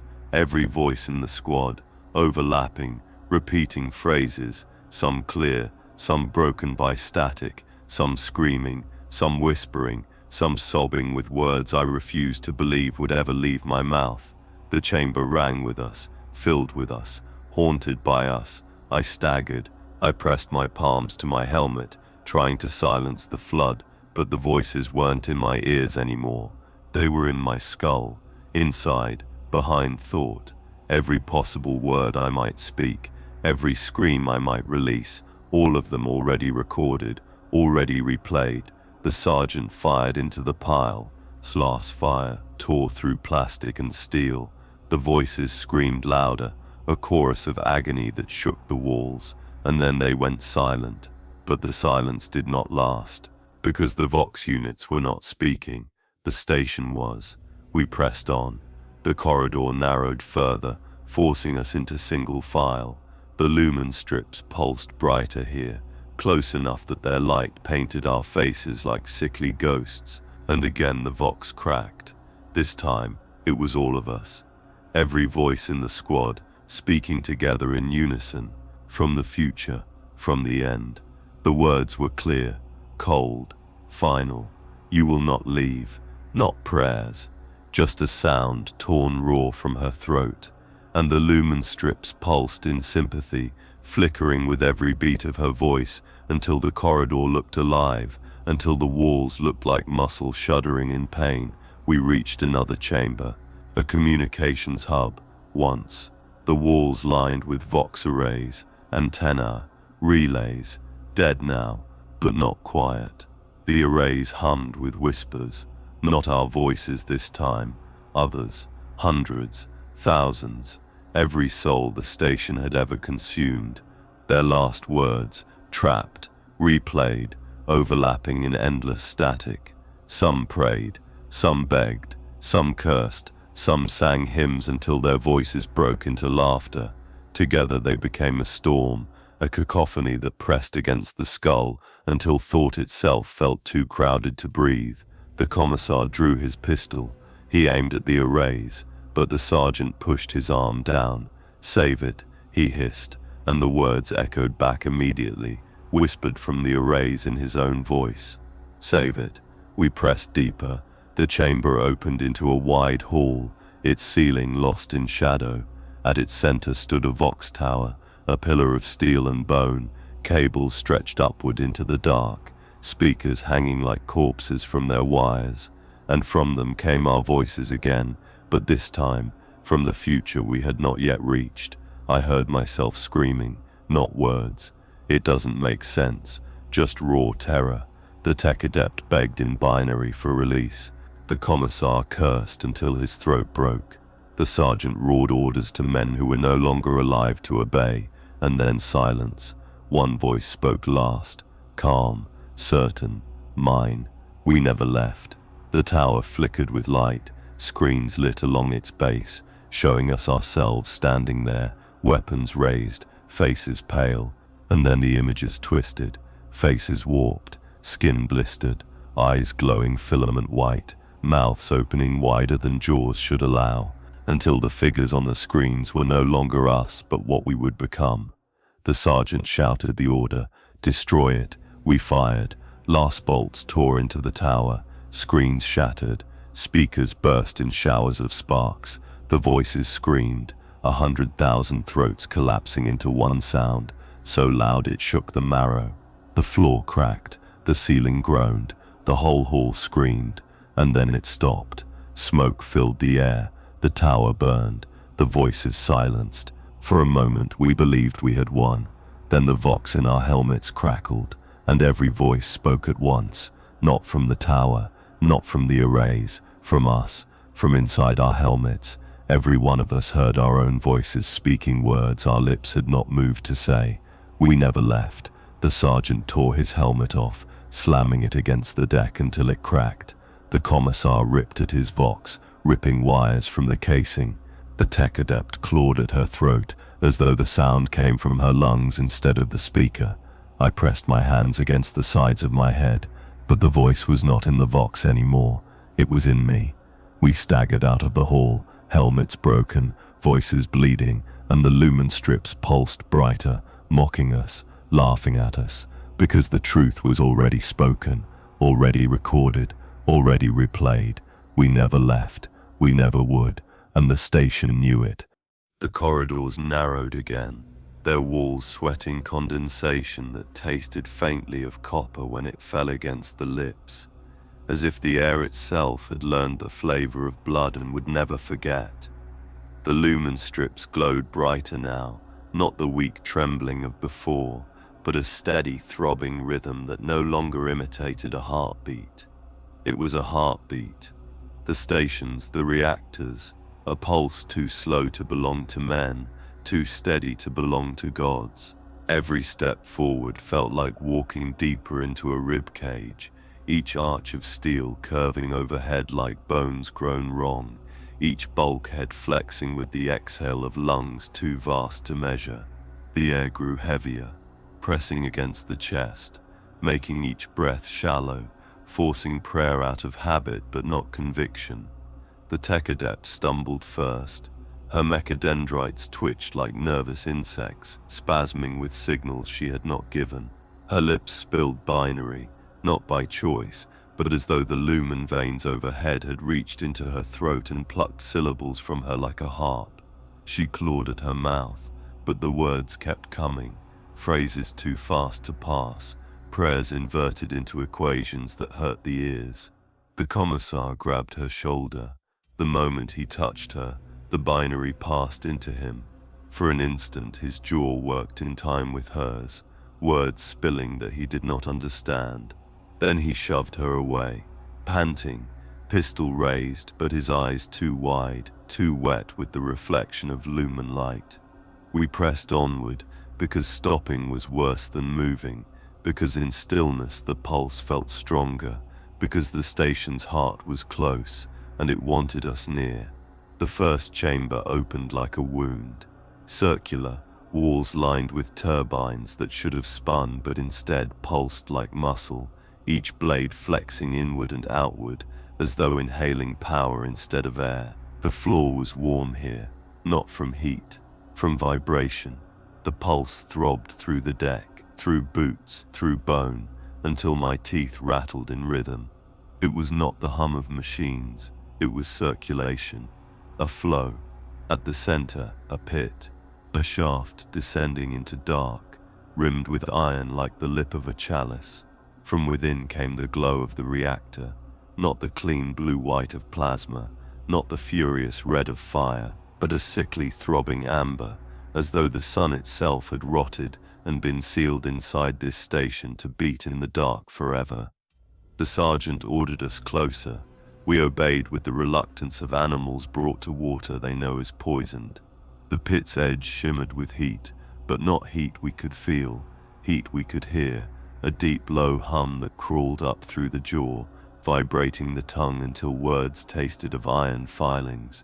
We peered down and saw it. The reactor was not machinery, not anymore.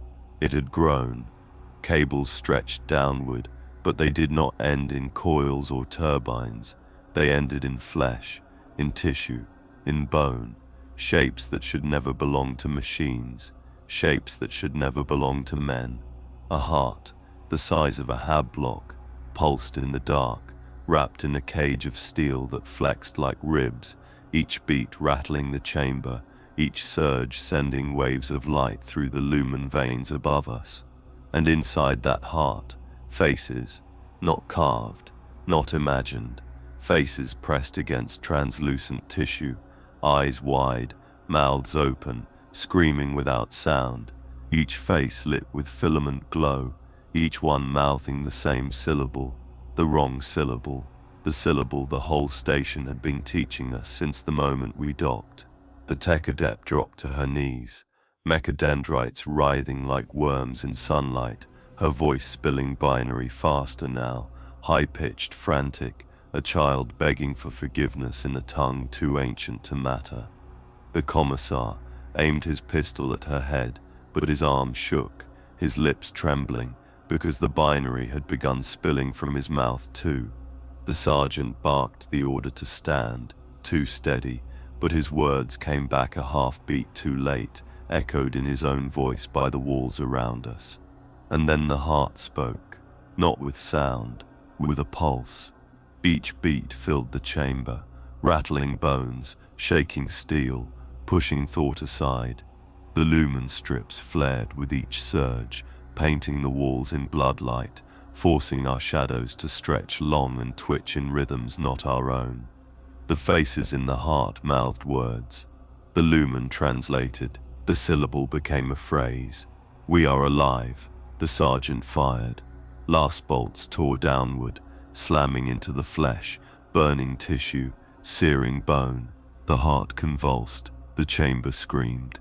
The lumen strips exploded in sparks, showering us with shards of burning glass. The pulse quickened. The floor shook. The turbines flexed, blades snapping like teeth. The heart's beat grew faster, louder, drowning thought, drowning orders, drowning everything in one rhythm. The commissar bellowed prayers, firing bolt after bolt into the pit.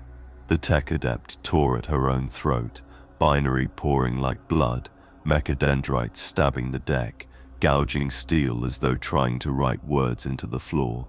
The sergeant pulled us back, screaming over the pulse, dragging us toward the corridor. But the heart did not let us leave. Cables lashed upward, thick as arms, tipped with hooks of bone and teeth of steel. They snapped at us like whips, wrapping around boots, legs, rifles. One tore the weapon from my hands, another coiled around the commissar's arm, pulling him toward the pit. We fought, we fired, we cut with blades. Each strike spilled not oil, not blood, but light, amber light, that hissed like steam, searing through armor, burning skin.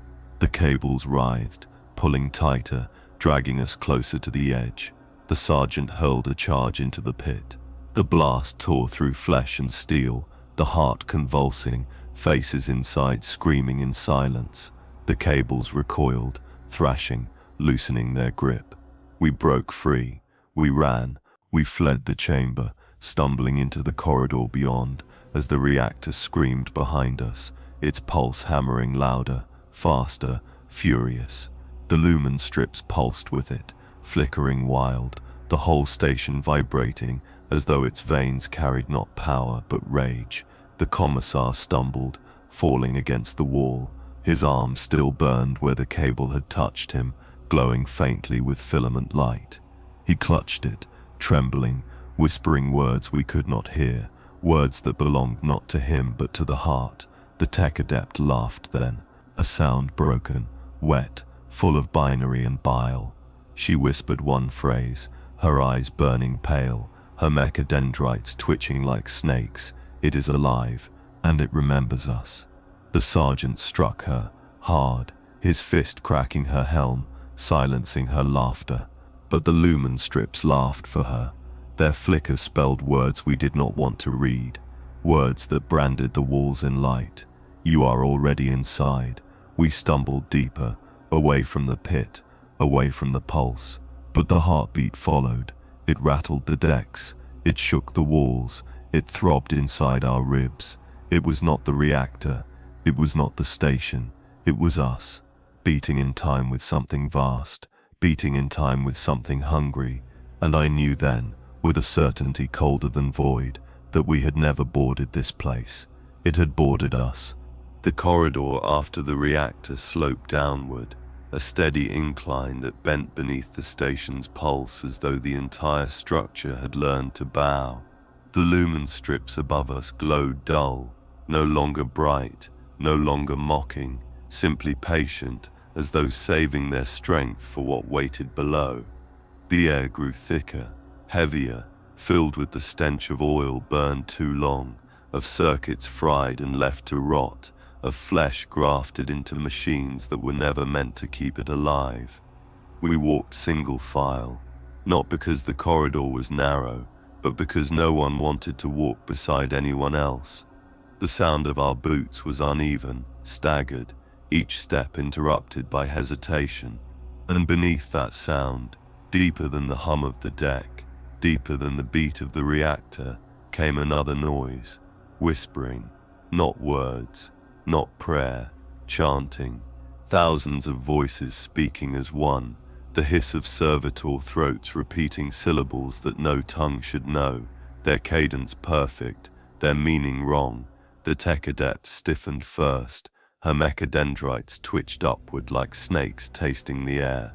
She whispered through clenched teeth, "They are still running," and none of us wanted to ask what she meant, because we already knew.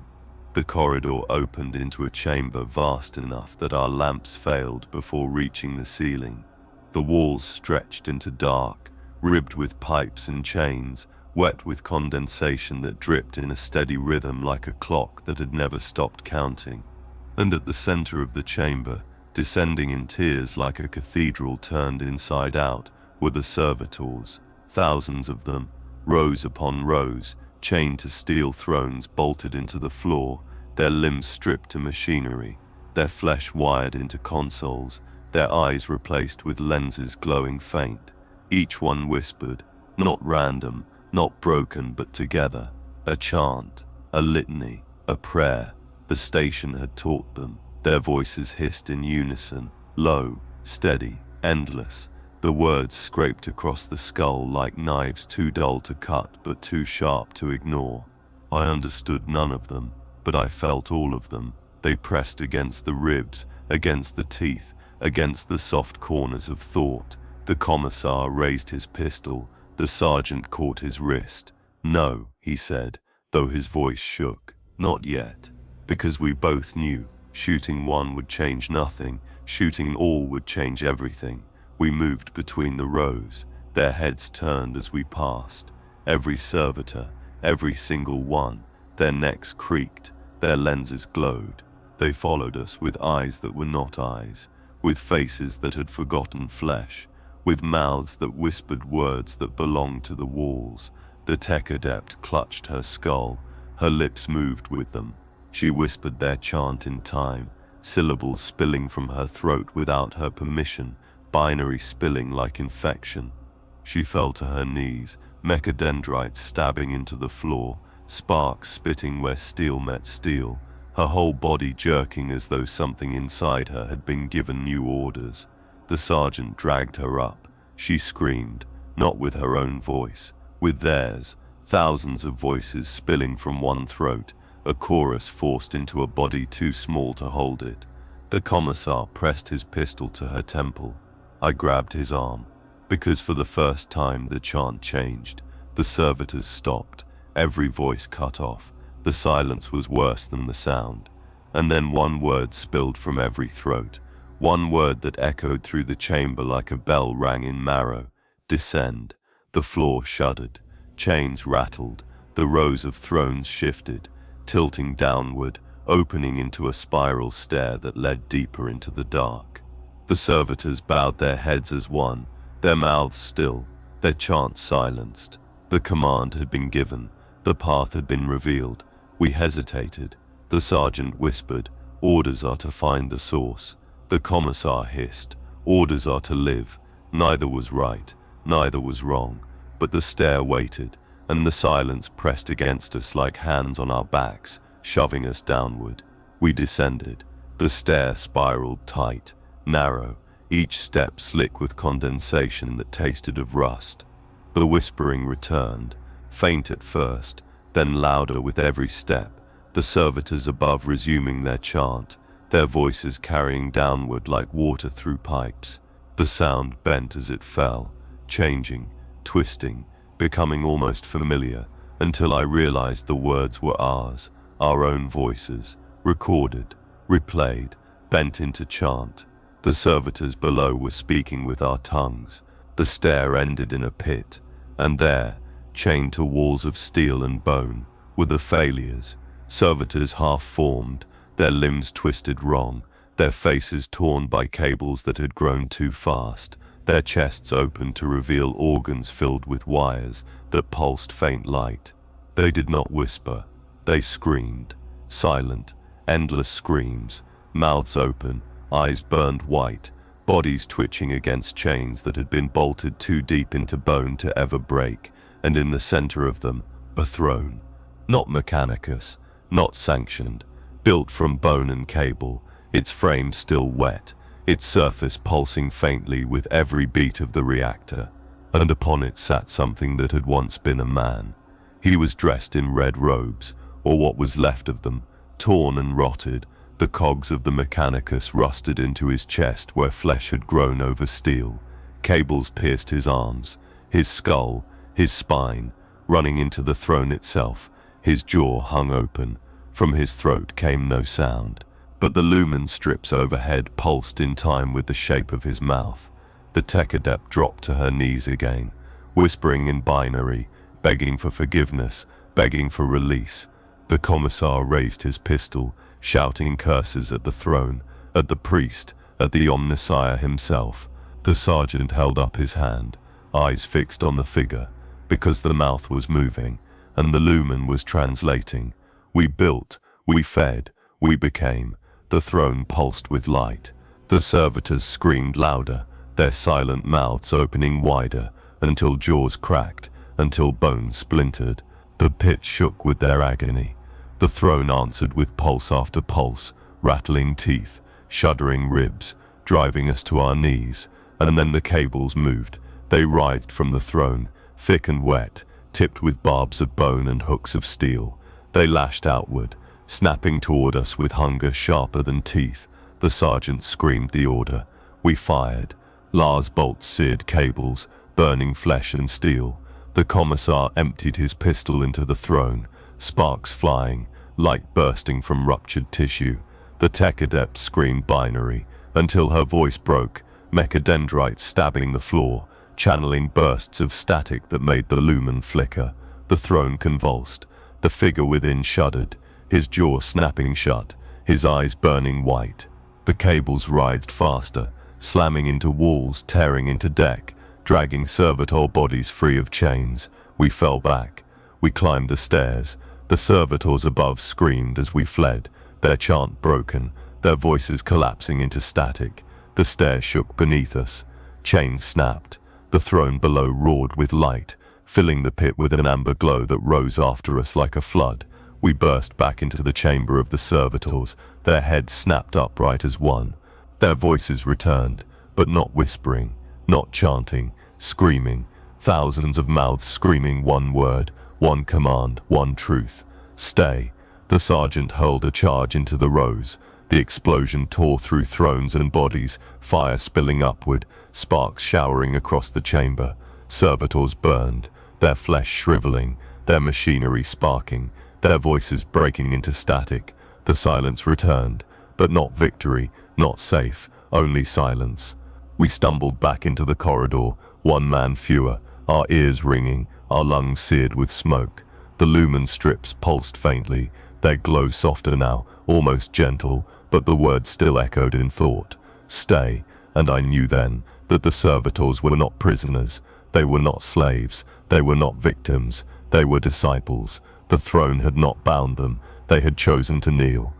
The corridor beyond the servitor pits stretched in silence too heavy to be trusted, a silence that pressed against the ears until it felt like water, thick and suffocating, until every breath came out thin and weak as though the air itself was reluctant to be inside us.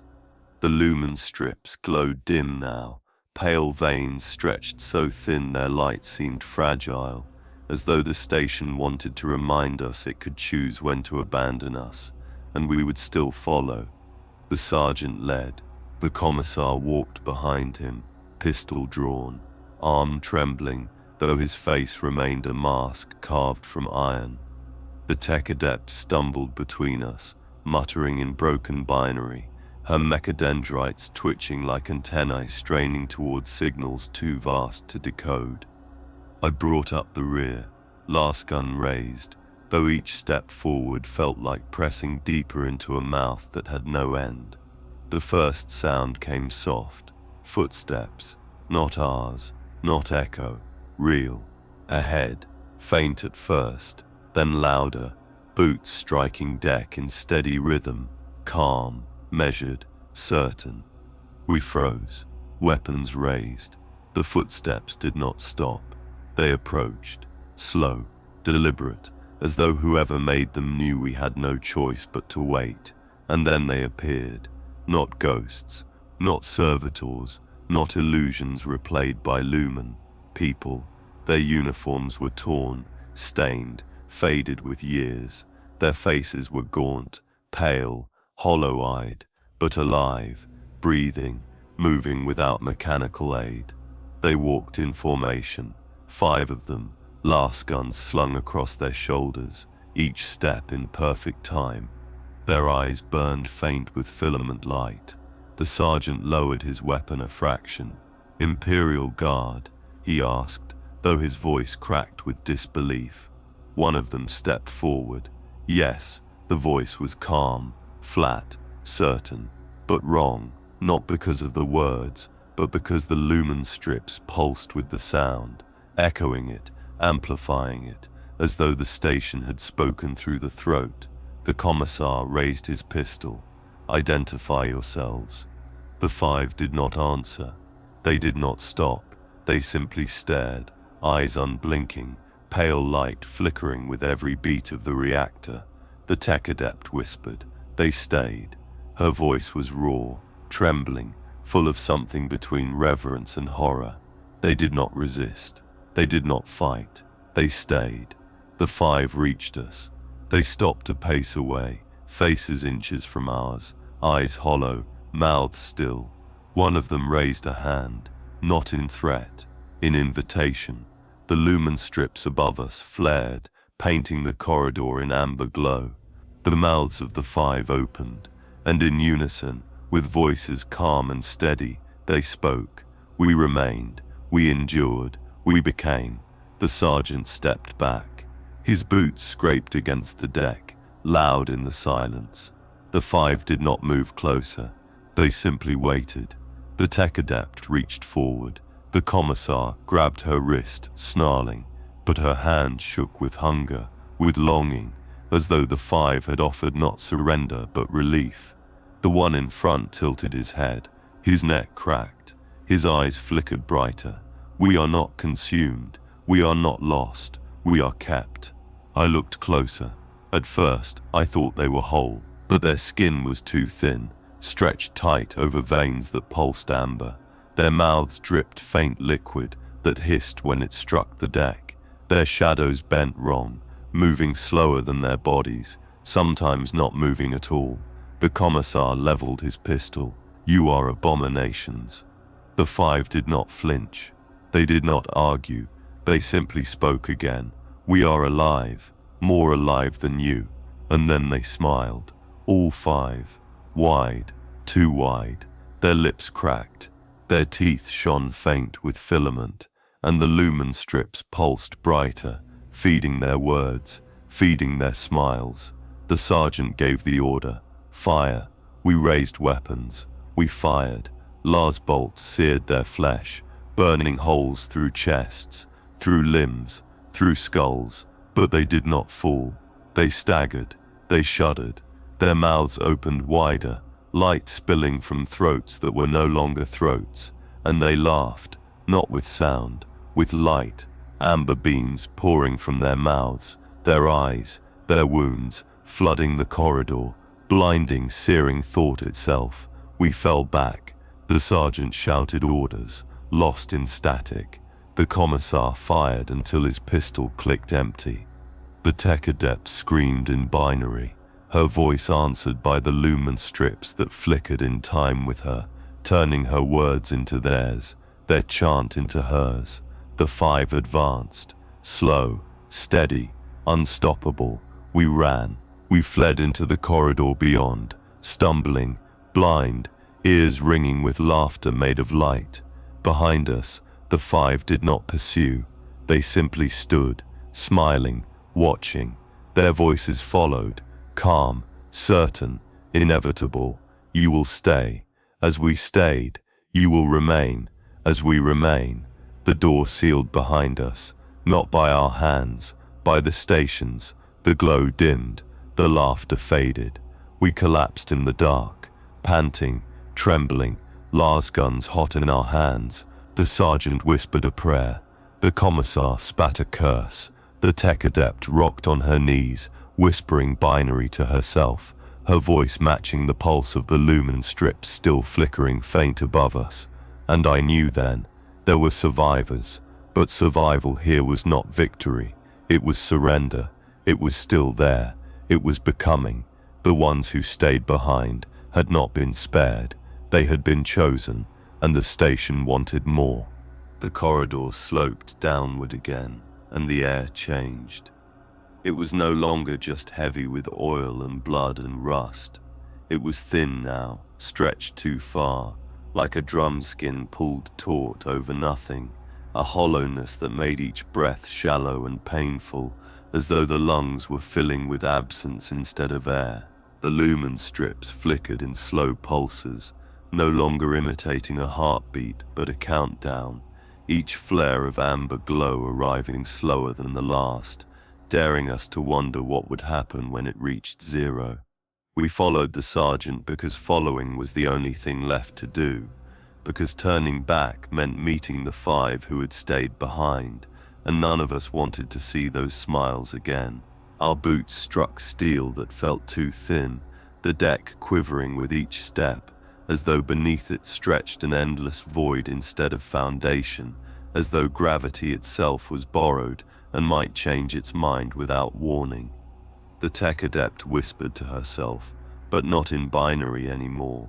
Her words were broken, guttural, a mixture of prayer and curse, the syllables spilling like bile. Her mechadendrites twitched toward the lumen strips, sparking faintly each time they pulsed, as though her body longed for their rhythm more than it longed for breath. The commissar stumbled once. He caught himself on the wall. The glow of the lumen clung to his hand like oil, burning faint across his skin until he ripped it away, panting, glaring at the steel as though it had mocked him. His pistol shook in his hand. For the first time, I realized he was afraid not of the station but of himself. The first sign came with the sound, not whispers, not chants, not screams, a roar, low, endless, too deep to belong to lungs, too vast to belong to engines. The sound of space itself groaning, the sound of reality tearing. The corridor opened into a cavernous chamber, its walls torn jagged as though ripped apart from within. Steel bent outward, twisted, stretched like skin torn by claws too vast to imagine. And through the wound, the warp bled. It was not a fire, it was not light, it was a color that had no name, shifting, twisting, bleeding across the chamber like smoke and flame and ocean all at once. It pulsed with the same rhythm as the reactor, but louder, deeper, filling the marrow until thought itself bent. The tear spread across the far wall, a jagged wound in the station's flesh, its edges lined with cables fused into bone, wires dripping into the void like veins torn free. And from the tears, shadows poured. They were not figures, not creatures, not shapes that belonged in any world. They were impressions, silhouettes burned into vision, faces that should have been forgotten, voices that should have been silenced, replayed again and again until they became real. They shifted as they moved. One moment human, the next something else, the next nothing at all. The tech adept dropped to her knees, screaming binary until her voice broke into static. The lumen strips pulsed in rhythm with her screams, flickering brighter, brighter, until the chamber burned amber. And in that light, the shadows bent toward us, their forms sharpening, their mouths opening wide. The first spoke with my voice. You never left. The second spoke with the sergeant's voice. Orders are to remain. The third spoke with the commissar's voice. We are already inside. The commissar fired. His bolts tore into the shadows. They dissolved, scattered like ash, only to reform, larger, closer, hungrier. The sergeant bellowed orders, drowned in the roar of the warp. The tech adept convulsed, mechadendrites stabbing into the deck, sparks flying as her body shook with signals not her own. I raised my tack. I fired. The bolt struck the tier itself, and the warp screamed. The chamber shook. The steel walls convulsed. The wound widened. Color bled brighter, flooding the chamber in hues that seared the eyes, painting shadows across the floor that bent wrong, stretching upward like claws. The roar deepened, louder, closer, filling the chest until my ribs felt ready to split. The shadows surged. They rushed us, mouths wide, voices screaming in chorus. Not words, not language, memory. Every scream we had heard since docking, every whisper, every word the station had stolen, poured back at us in a storm of sound. The sergeant hurled a charge. The blast tore through shadows, searing them into smoke, but the smoke reformed, twisting tighter, sharper, like blades honed by fire. The commissar bellowed prayers, his voice breaking, his pistol empty, his arm glowing faint where the reactor cable had touched him. The tech adept rose suddenly. Her eyes burned pale. Her mouth moved, but her voice was not hers. It was the station's. The tear feeds, the tear breaths, the tear remembers. She raised her arms. Cables tore from the walls, snapping toward her like serpents. They pierced her flesh, her spine, her skull. She did not resist. She welcomed them. Her scream dissolved into laughter. The sergeant roared, raised his rifle, fired. The shot struck her chest. She staggered. She laughed harder. The cables lifted her from the ground, suspending her above the pit, her mechadendrites writhing in ecstasy. The shadows surged again. We fell back, stumbling toward the door, firing, burning, screaming. The commissar dragged me by the arm, his face twisted in fury and fear, his voice raw from curses, shouted at a god that had never answered. We burst into the corridor beyond, the roar of the tears echoing behind us, the shadows pressing close but not crossing the threshold, as though the station itself wanted us alive a little longer. The door was sealed. The silence returned, but the roar remained inside us. The sergeant leaned against the wall, panting, eyes hollow. The commissar dropped to his knees, his pistol shaking in his hand, and I knew then, the tear was not just inside the station. The station was inside the tear. The corridor sealed behind us with a sound that was not mechanical but organic, the closing of lips around prey too stubborn to swallow. And in the silence that followed, I realized the roar of the warp had not been left behind in the chamber. It had taken root inside us. Each beat of the reactor carried in marrow, each pulse of the tear echoing behind the eyes. The air was colder now, a wet chill that clung to the lungs like fog inhaled straight into blood, and the lumen strips above us glowed faint, weak, almost apologetic, as though they no longer needed to mock us, only to watch. The sergeant forced us forward, one arm clutching his ribs where the pulse had bruised bone, his orders a rasp torn by exhaustion.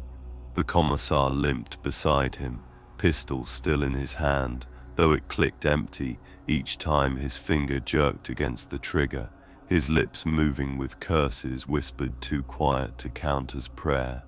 I trailed behind, Lars gun heavy in my arms, sweat freezing against skin that no longer felt like mine, but the tech adept was gone.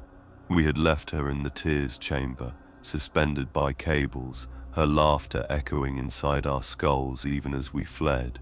Her absence was not a relief, it was an infection, because the longer she remained behind us, the more her voice replayed inside our thoughts, repeating words none of us wanted to hear. The tears feed, the tear breathes, the tears remain. The corridor bent downward into shadow.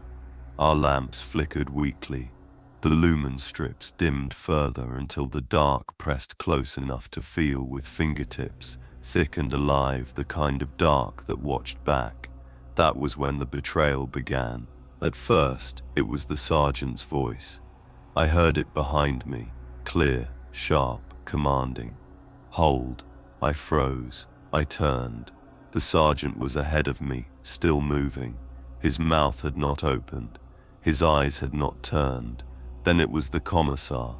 I heard him curse at me, his words soaked in venom, accusing me of cowardice, of weakness, of wanting to stay. I spun, weapon raised, ready to strike, but he had not spoken. He only stared back at me with suspicion burning behind his eyes, because he had heard my voice too. The station had taught us. It was speaking with our tongues, and it was using us against each other. The first shot came suddenly. The commissar fired at shadows, or so he claimed. The last bolt hissed through the air, striking the wall beside the sergeant, sparks showering as steel scorched. The sergeant roared, shoving him back, accusing him of madness. The commissar snarled, spitting that the sergeant was already taken, already speaking with the station's voice. They raised their weapons, at each other. I shouted, I begged, but my voice was not my own anymore. It echoed, twisted, repeated, until the walls shouted with me, until the corridor filled with accusations I had not spoken. Their eyes turned toward me, and I knew the station was winning. The lumen strips pulsed, the shadows thickened, and within them, shapes moved, not illusions, not tricks, figures, bent, twisted, human once maybe, but no longer. They stepped from the walls, their limbs fused with steel, their faces blank, their mouths open wide. They wore fragments of uniforms, faded insignia, once soldiers, now shadows. The sergeant and the commissar turned their weapons on them, but their suspicion did not fade. Every shadow they fired upon looked like me. Every figure that staggered forward wore my face. Every scream that echoed sounded like mine. The commissar turned on me, his pistol raised, his eyes wide.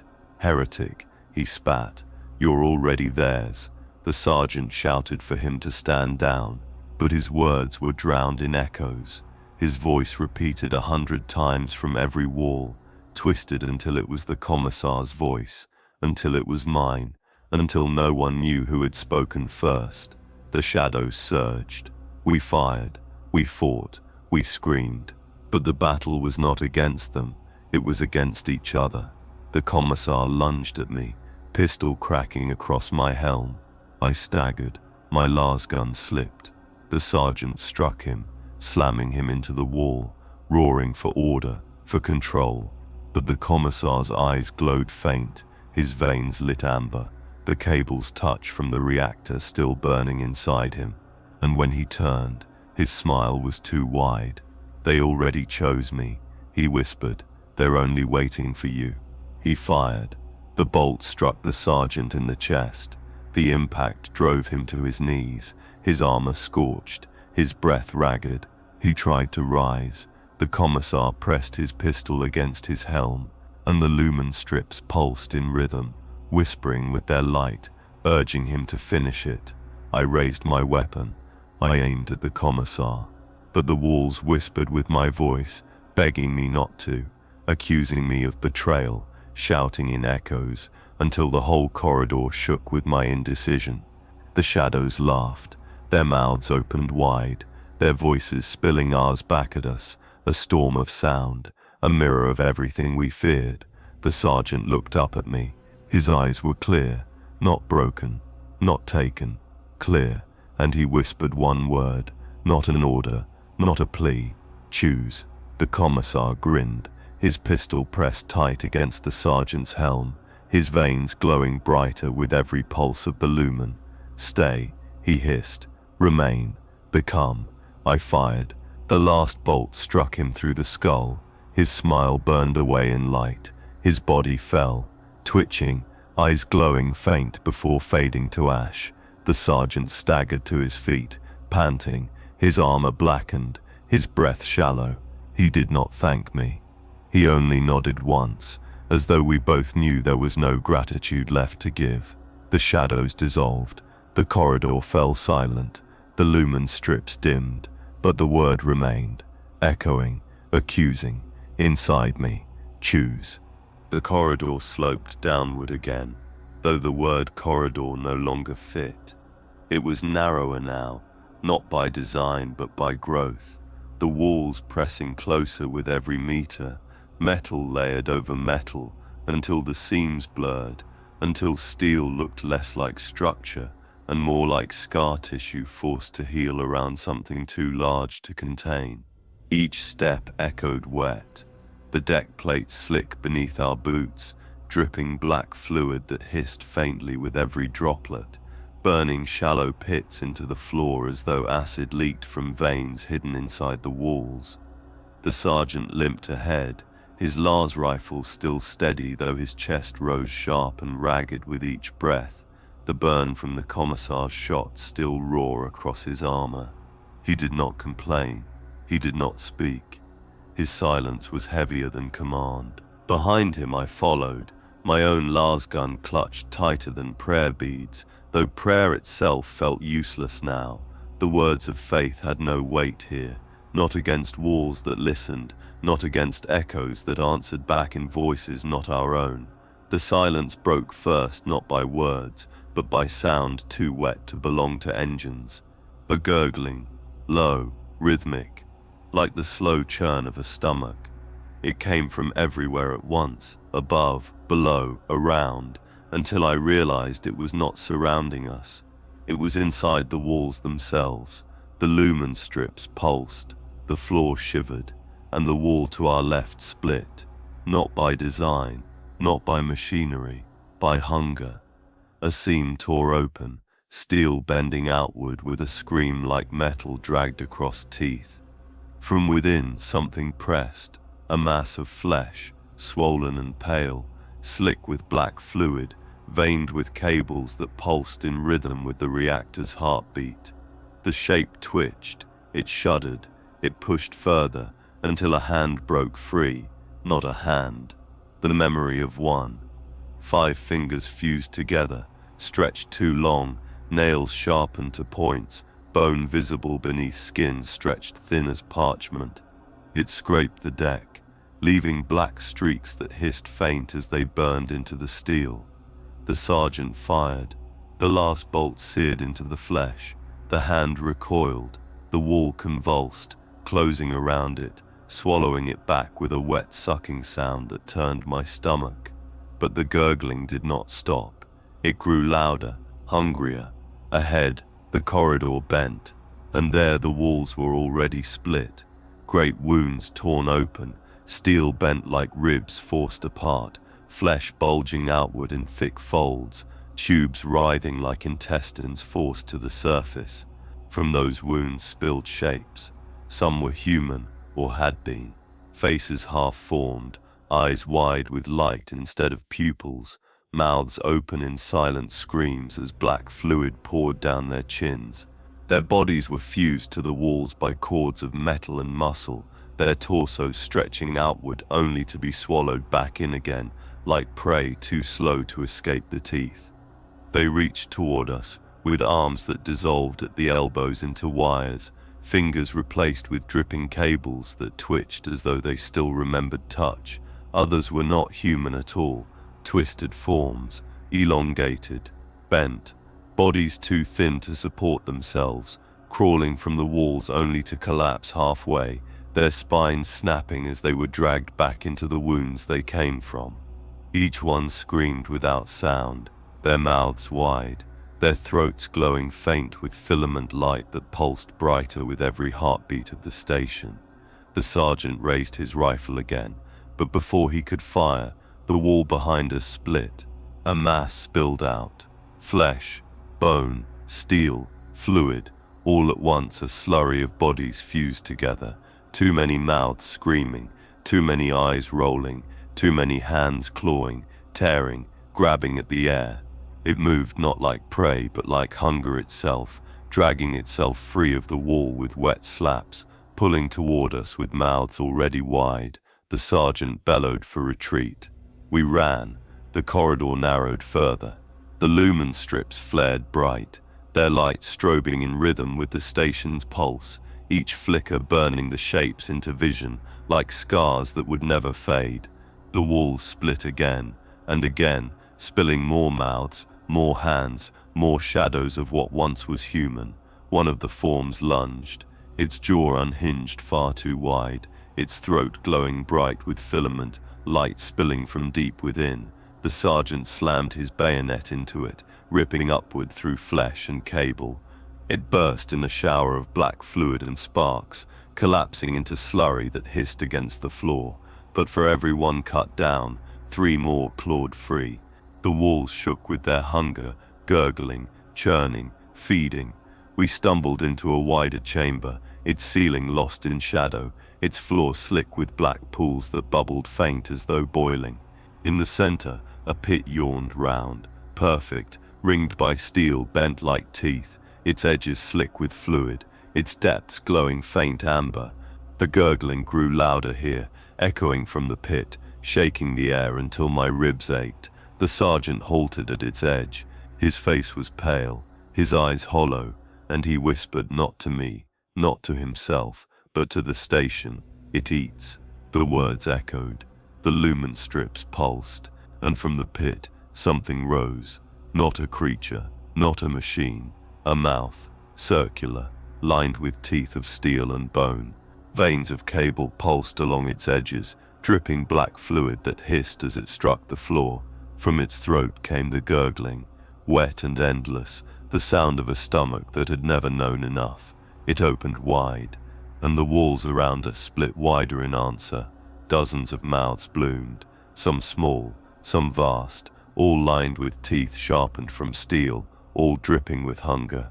The chamber shook with their roar, their breath wet and sour, their voices speaking in unison with the tech adept's memory. The station feeds, the station keeps, the station is hunger. The mouths lunged.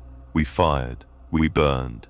The air filled with smoke, with screams, with fluid that sizzled against armor and skin alike.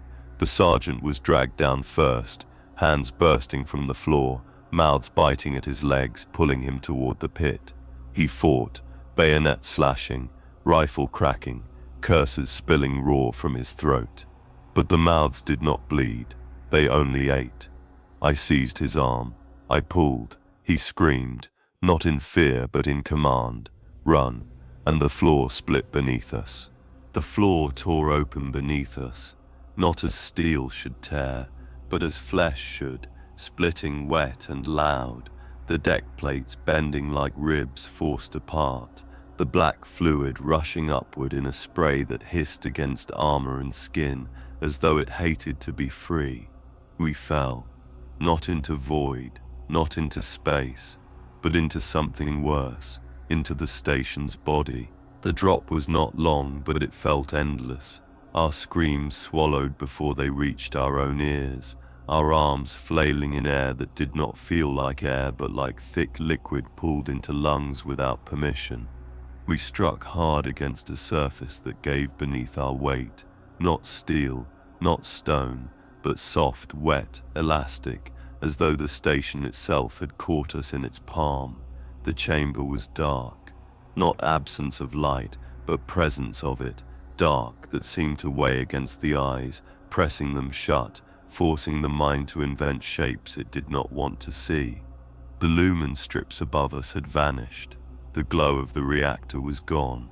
Only the faint amber light of veins that pulsed through the walls guided us, glowing beneath skin stretched thin, casting the chamber in the same color as infection spreading beneath flesh. The sergeant rose first, staggering, his armor slick with fluid, his rifle clutched tighter than breath. His eyes found mine, wide, hollow, burning with the kind of fear that had no name left. He did not speak. He could not. His lips trembled, but the sound caught in his throat, swallowed by the chamber. I pushed myself upright, my hands sinking into the surface as though pressing into muscle. It quivered beneath me. It flexed. It pulled at my palms, sticky, clinging, reluctant to release me. When I tore free, strands of viscous fluid stretched from my skin to the wall, breaking with wet snaps like sinew torn from bone. The chamber shifted. It breathed, slow, steady. The walls expanded outward, then contracted, pulling the air with them, until the whole place seemed alive, until I realized it was alive, and we were inside it. The sergeant spat, black fluid dripping from his mouth. He gagged, wiped his lips with the back of his gauntlet, his teeth clenched so tight the sound cracked louder than speech. He turned, searching for a way out, but the chamber offered nothing. No doors, no vents, no ladders, only walls pulsing with amber veins, only the wet rhythm of something too vast to comprehend. And then it moved. The wall opposite us, split, not wide, just enough, a seam forming, gaping, opening like lips too eager to speak. From within spilled shapes. The first was a hand, humans, but stretched too thin, fingers twice their length, nails grown sharp into claws, the skin peeled in strips, hanging loose, pulsing faint with light beneath the surface. It clawed forward, dragging itself free, pulling the rest of the body behind. The second was a face, or half of one, its skull exposed, its eyes gone, its mouth fused shut, but light burned from the sockets, pulsing in rhythm with the wall, spilling down its cheekbones like tears of fire. It shuddered, pressed itself against the chamber floor, and crawled. The sergeant raised his rifle. He fired. The bolt burned through the first figure, tearing its torso open, spilling fluid that hissed where it struck the floor. But the figure did not stop. It pulled itself forward, its claws screeching against the flesh beneath us, its mouth opening though no sound came, no throat remained. The second figure lurched forward, its head tilted, its burning sockets fixed on me, and in silence it spoke. "You are inside." The words were not sound. They thought, forced, poured directly into the marrow, leaving no room to resist. The sergeant fired again, and again, bolts burning holes through both figures until their bodies collapsed into slurry. But the wall opened wider, and more spilled out. Dozens, crawling, dragging, mouths open, eyes burning. Some were whole, some were half, some were nothing more than limbs fused to cables, twitching like spiders torn from webs. They moved together, not as prey, not as attackers, but as parts of the same thing, the same organism. And as they moved, the chamber shifted again, contracting, pulling tighter, dragging us toward the open wall, toward the seam that pulsed like a throat. The sergeant roared, slashing with his bayonet, firing until his pack clicked empty, his curses filling the chamber, his defiance louder than prayer. But the chamber did not care. It only fed, it only pulled, and the figures only crawled closer.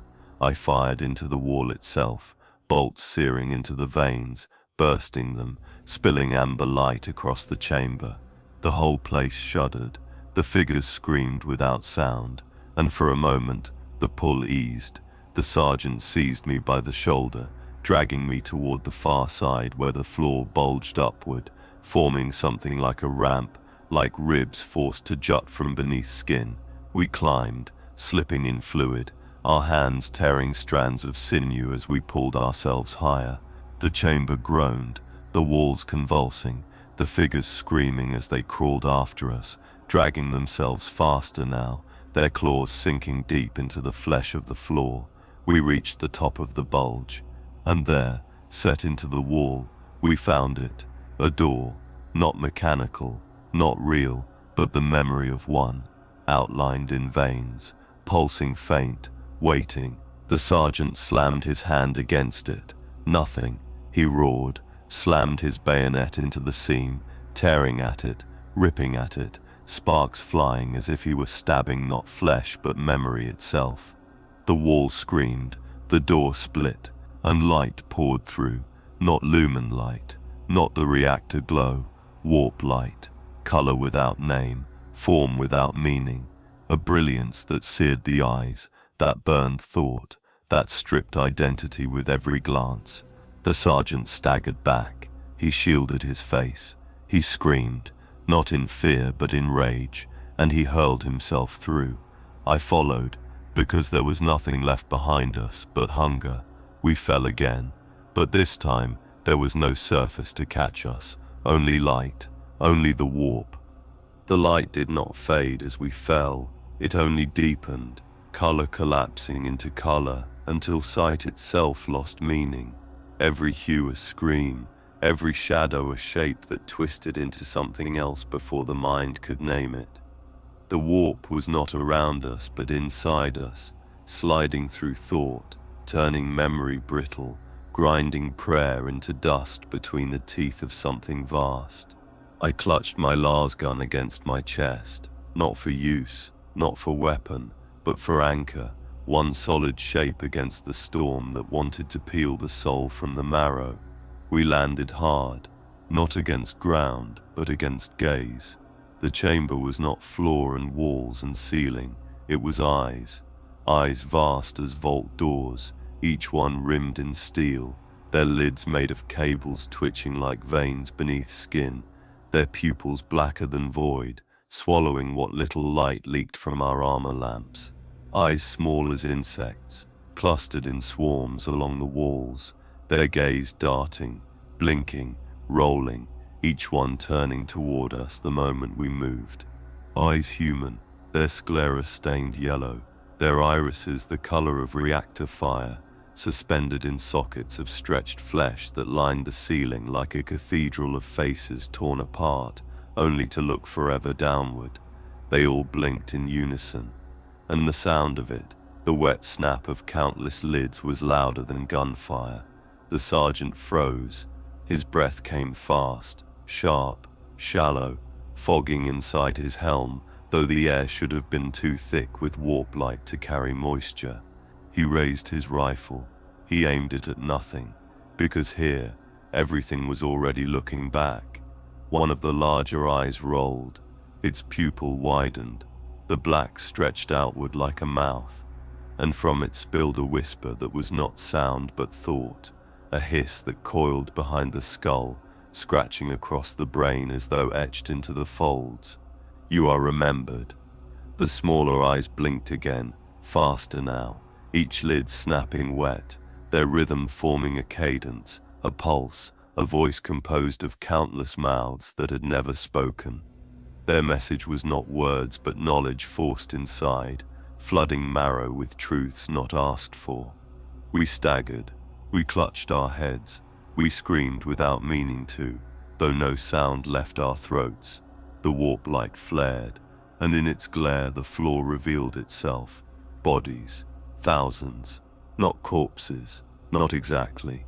They lay fused into the surface, their backs sunk deep into the flesh of the chamber, their arms reaching upward as though still drowning, their eyes open wide, unblinking, each one glowing faint with amber fire.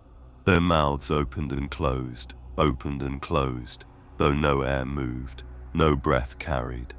The only sound was the scrape of teeth grinding in unison, the gnash of endless hunger echoing in the chamber of eyes. The sergeant stumbled back, his boots slipping on faces that groaned beneath his weight, their jaws biting weakly at his heels. He fired downward, las bolts searing through skulls, the smell of cooked flesh rising thick and choking. But the bodies did not burn. They only laughed. Their teeth cracked against each other in a mirth that was not mirth at all. The largest eye pulsed again, its pupil contracted, and the laughter stopped. A voice replaced it, not the whisper of thought, not the scream of echoes. A voice that filled the chamber, too vast, too layered, thousands of tongues speaking at once until every syllable was not heard but lived. "You are inside me. You are mine. You are always mine." The sergeant roared back, his defiance sharp, cutting, ragged. He spat scripture, his throat raw, his words the last fragments of faith turned weapon. He raised his rifle and fired, shot after shot into the eye. Each bolt seared, each strike burned, fluid spilling down in thick black tears. The chamber shook. The smaller eyes blinked in fury. The bodies on the floor writhed, but the eye did not close. It only widened, and in its depth, something stared back, not reflection, not shadow, something alive, something vast, something that knew his name. The sergeant faltered, his voice broke, his rifle slipped, and the chamber seized him. Hands burst upward from the floor, dozens, hundreds, clawing from beneath skin, seizing his legs, his arms, dragging him down into the sea of faces. He fought. He slashed with his bayonet, severing fingers, tearing wrists, burning through with bolts of light that left only charred stumps, but still they held, still they pulled. He looked at me then, his eyes wide, clear, begging, not for rescue, not for salvation, for memory. "Remember me," he whispered, and the floor swallowed him. His scream cut off. The bodies laughed again, and his face opened its eyes beneath me, one more added to the countless thousands. The chamber pulsed. The eye wept black fluid that splattered against my armor, hissing, searing, and the voice returned, closer now, sharper, carving into bone like scripture etched by knives. "Now you." The floor buckled, the hands reached, the eyes above blinked in hunger, and the chamber closed in. The floor broke beneath me, not like stone or steel, but like scar tissue torn open again, fresh and raw, spilling black fluid that rose in sprays around my body as countless hands clutched, clawed, tore, their grip not born of muscle but of memory, each one pulling with the weight of a lifetime already consumed. I screamed, though the sound drowned before it reached the air, swallowed by the chorus of teeth grinding in laughter, by the scrape of jaws opening and closing all around, by the wet blink of thousands of eyes that did not look away, that did not forgive. The faces beneath me shifted, their mouths stretching wider, their eyes burning brighter. One face spoke, not in voice but in my voice. It echoed my screams back at me, delayed, twisted, as though mocking the futility of sound in a chamber that only answered with itself. Another face spoke with the sergeant's voice, clear, defiant, begging, but it was hollow, drained, a memory pressed into endless repetition. The hands dragged me deeper, the floor opened wider, and I was pulled down through flesh that was not floor, through walls that were not walls, into a throat too vast to belong to anything mortal. The descent did not end. I fell, though the hands never let me go, though their claws tore at armor and skin alike, stripping layers until I could feel their touch not on my flesh but on my thoughts, until I realized they were not pulling my body downward, they were pulling me out of myself. At last I struck bottom. The chamber was vast, circular, its walls aligned not with eyes, not with faces, but with hearts.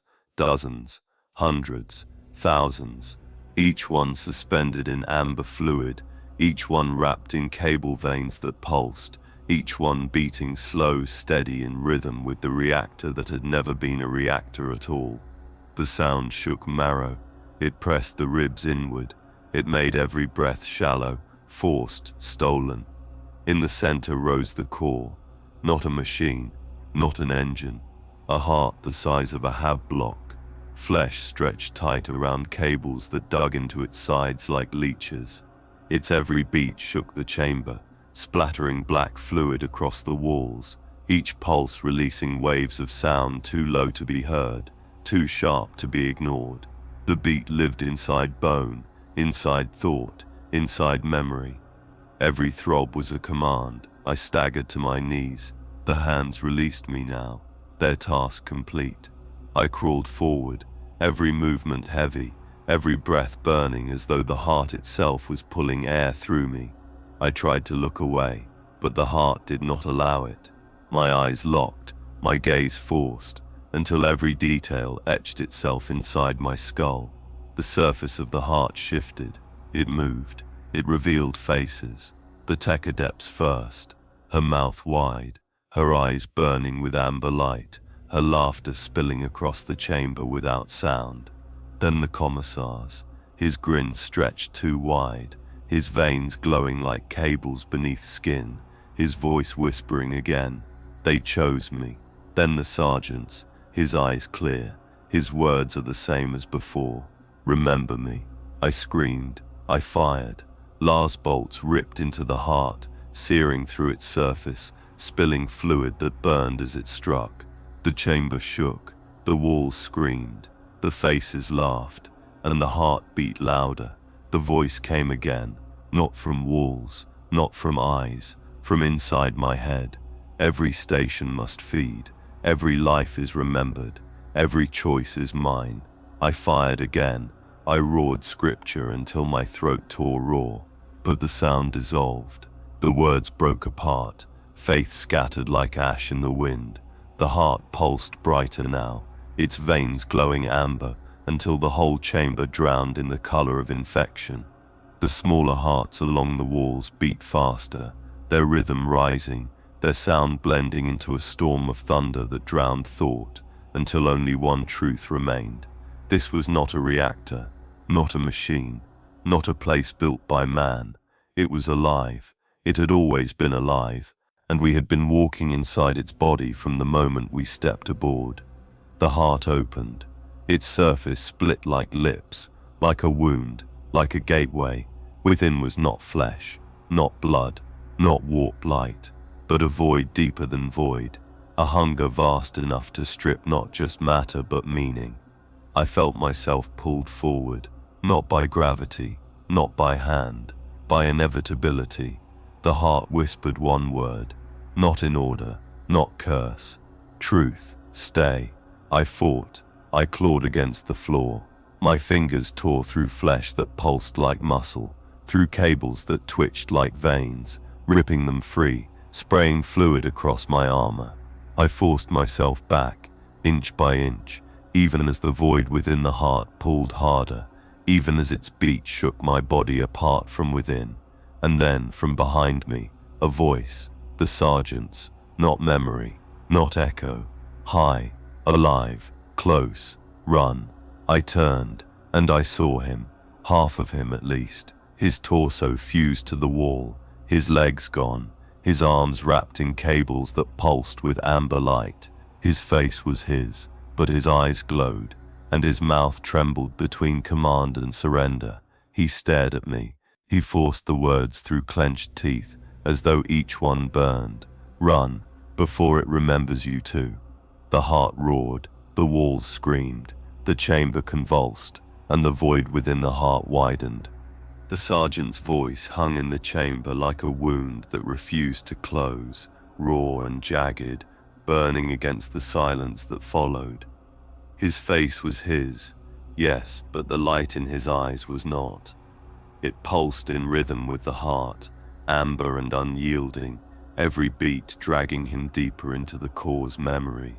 Cables twitched through his chest like veins forced into place, his flesh stretched and fused where the wall had claimed him, his mouth trembling as though words were chiseled into him by something not his own. He looked at me, not as commander, not as soldier, but as man. He begged with his silence what his words could not finish. Do not let it take me. But the heart pulsed louder, the walls groaned, the faces lining its surface opened their eyes and laughed without sound, their teeth clacking in unison like machinery mocking prayer. The void within the heart widened, its pull stronger, its hunger sharper. It dragged at every part of me, not only at my armor, not only at my flesh, but at memory, at thought, at the very truth of who I was. I felt my name falter, slipping loose from the place it had always lived. I clutched my lasgun tighter, as though iron could anchor the soul. The sergeant screamed then. No command, not curse. A scream stripped raw, torn from lungs that did not want to breathe the heart's rhythm anymore. The cables writhed, pulling him deeper, fusing him tighter. His hand reached toward me, trembling, shaking, fingers bent wrong, nails blackened, but his voice was his, still his. Kill me. I froze. The word cut sharper than any blade. Kill him, here, now, in this chamber that remembered everything, that turned every action into eternity. The heart answered for me. It pulsed, and the sergeant's scream broke into laughter that was not his own. His mouth stretched wider, wider still, until his jaw cracked, until the light poured from his throat, until his words were drowned beneath the station's voice. Stay. The void within the heart roared. The smaller hearts along the walls beat faster, their rhythm blending into thunder that split the marrow. The faces screamed in unison now, their mouths wide, their teeth grinding, their laughter endless. I lifted my lasgun. My hands shook. I aimed at him, at my command, at the man who had led us through fire, who had dragged me forward when my body wanted to collapse, who had shouted orders when prayer was too weak. And for one moment, I faltered. The heart saw, the heart knew, and the heart whispered, "If you will not kill him, you will join him." The floor convulsed. Hands burst upward, seizing my legs, dragging me down. Their grip burned, not from heat, from memory. Every hand carried with it a face, a voice, a moment. They forced themselves inside me, pressing their lives against my own, trying to carve me hollow to make room for them all. I roared, I fired, bolts seared through the floor, burning hands to ash, splitting faces in two, their teeth still clacking, even as their skulls charred. The sergeant's scream cut through the storm, his voice his again for only a heartbeat. Now, I pulled the trigger. The shot cracked. The bolt struck. His chest burned open, fluid spilling black, light searing from within. His scream ended, his body sagged, and the wall swallowed him whole. The laughter stopped. For a moment, silence. The heart beat once, twice, slower now, unsteady, as though shocked, as though wounded. The void pulsed. It shrank. It trembled. And for the first time since we fell into its body, I felt air that was mine alone. But then the voice returned. Not vast, not thunder, close, whispering behind the ear. You chose death for him. What will you choose for yourself? The heart widened again. The void deepened. And I understood. This was not an escape. This was a choice. To join or to flee. If I fled, the station would remember me. It would carry my image, my voice, my every movement, pressing it into walls and faces until eternity itself carried my name in mockery. I would live, but I would never be forgotten. Not by the Imperium, but by this. My survival would be nothing but another scar for the station to feed upon. If I stayed, if I let go, I would be devoured, every piece of me stripped, my soul digested into memory, my voice echoing forever in laughter, not mine. But the station would be satisfied. It would keep me. And perhaps, just perhaps, it would release others. The heart pulsed harder. The void pulled stronger. The chamber leaned forward, as though eager to see my choice. The faces around me screamed, laughed, begged, their mouths splitting wide with words they did not own. Join us, feed it, flee, remember. I staggered to my feet. The void roared, its pull relentless, its hunger absolute. My lasgun felt heavy, too heavy, its weight no longer a weapon but judgment.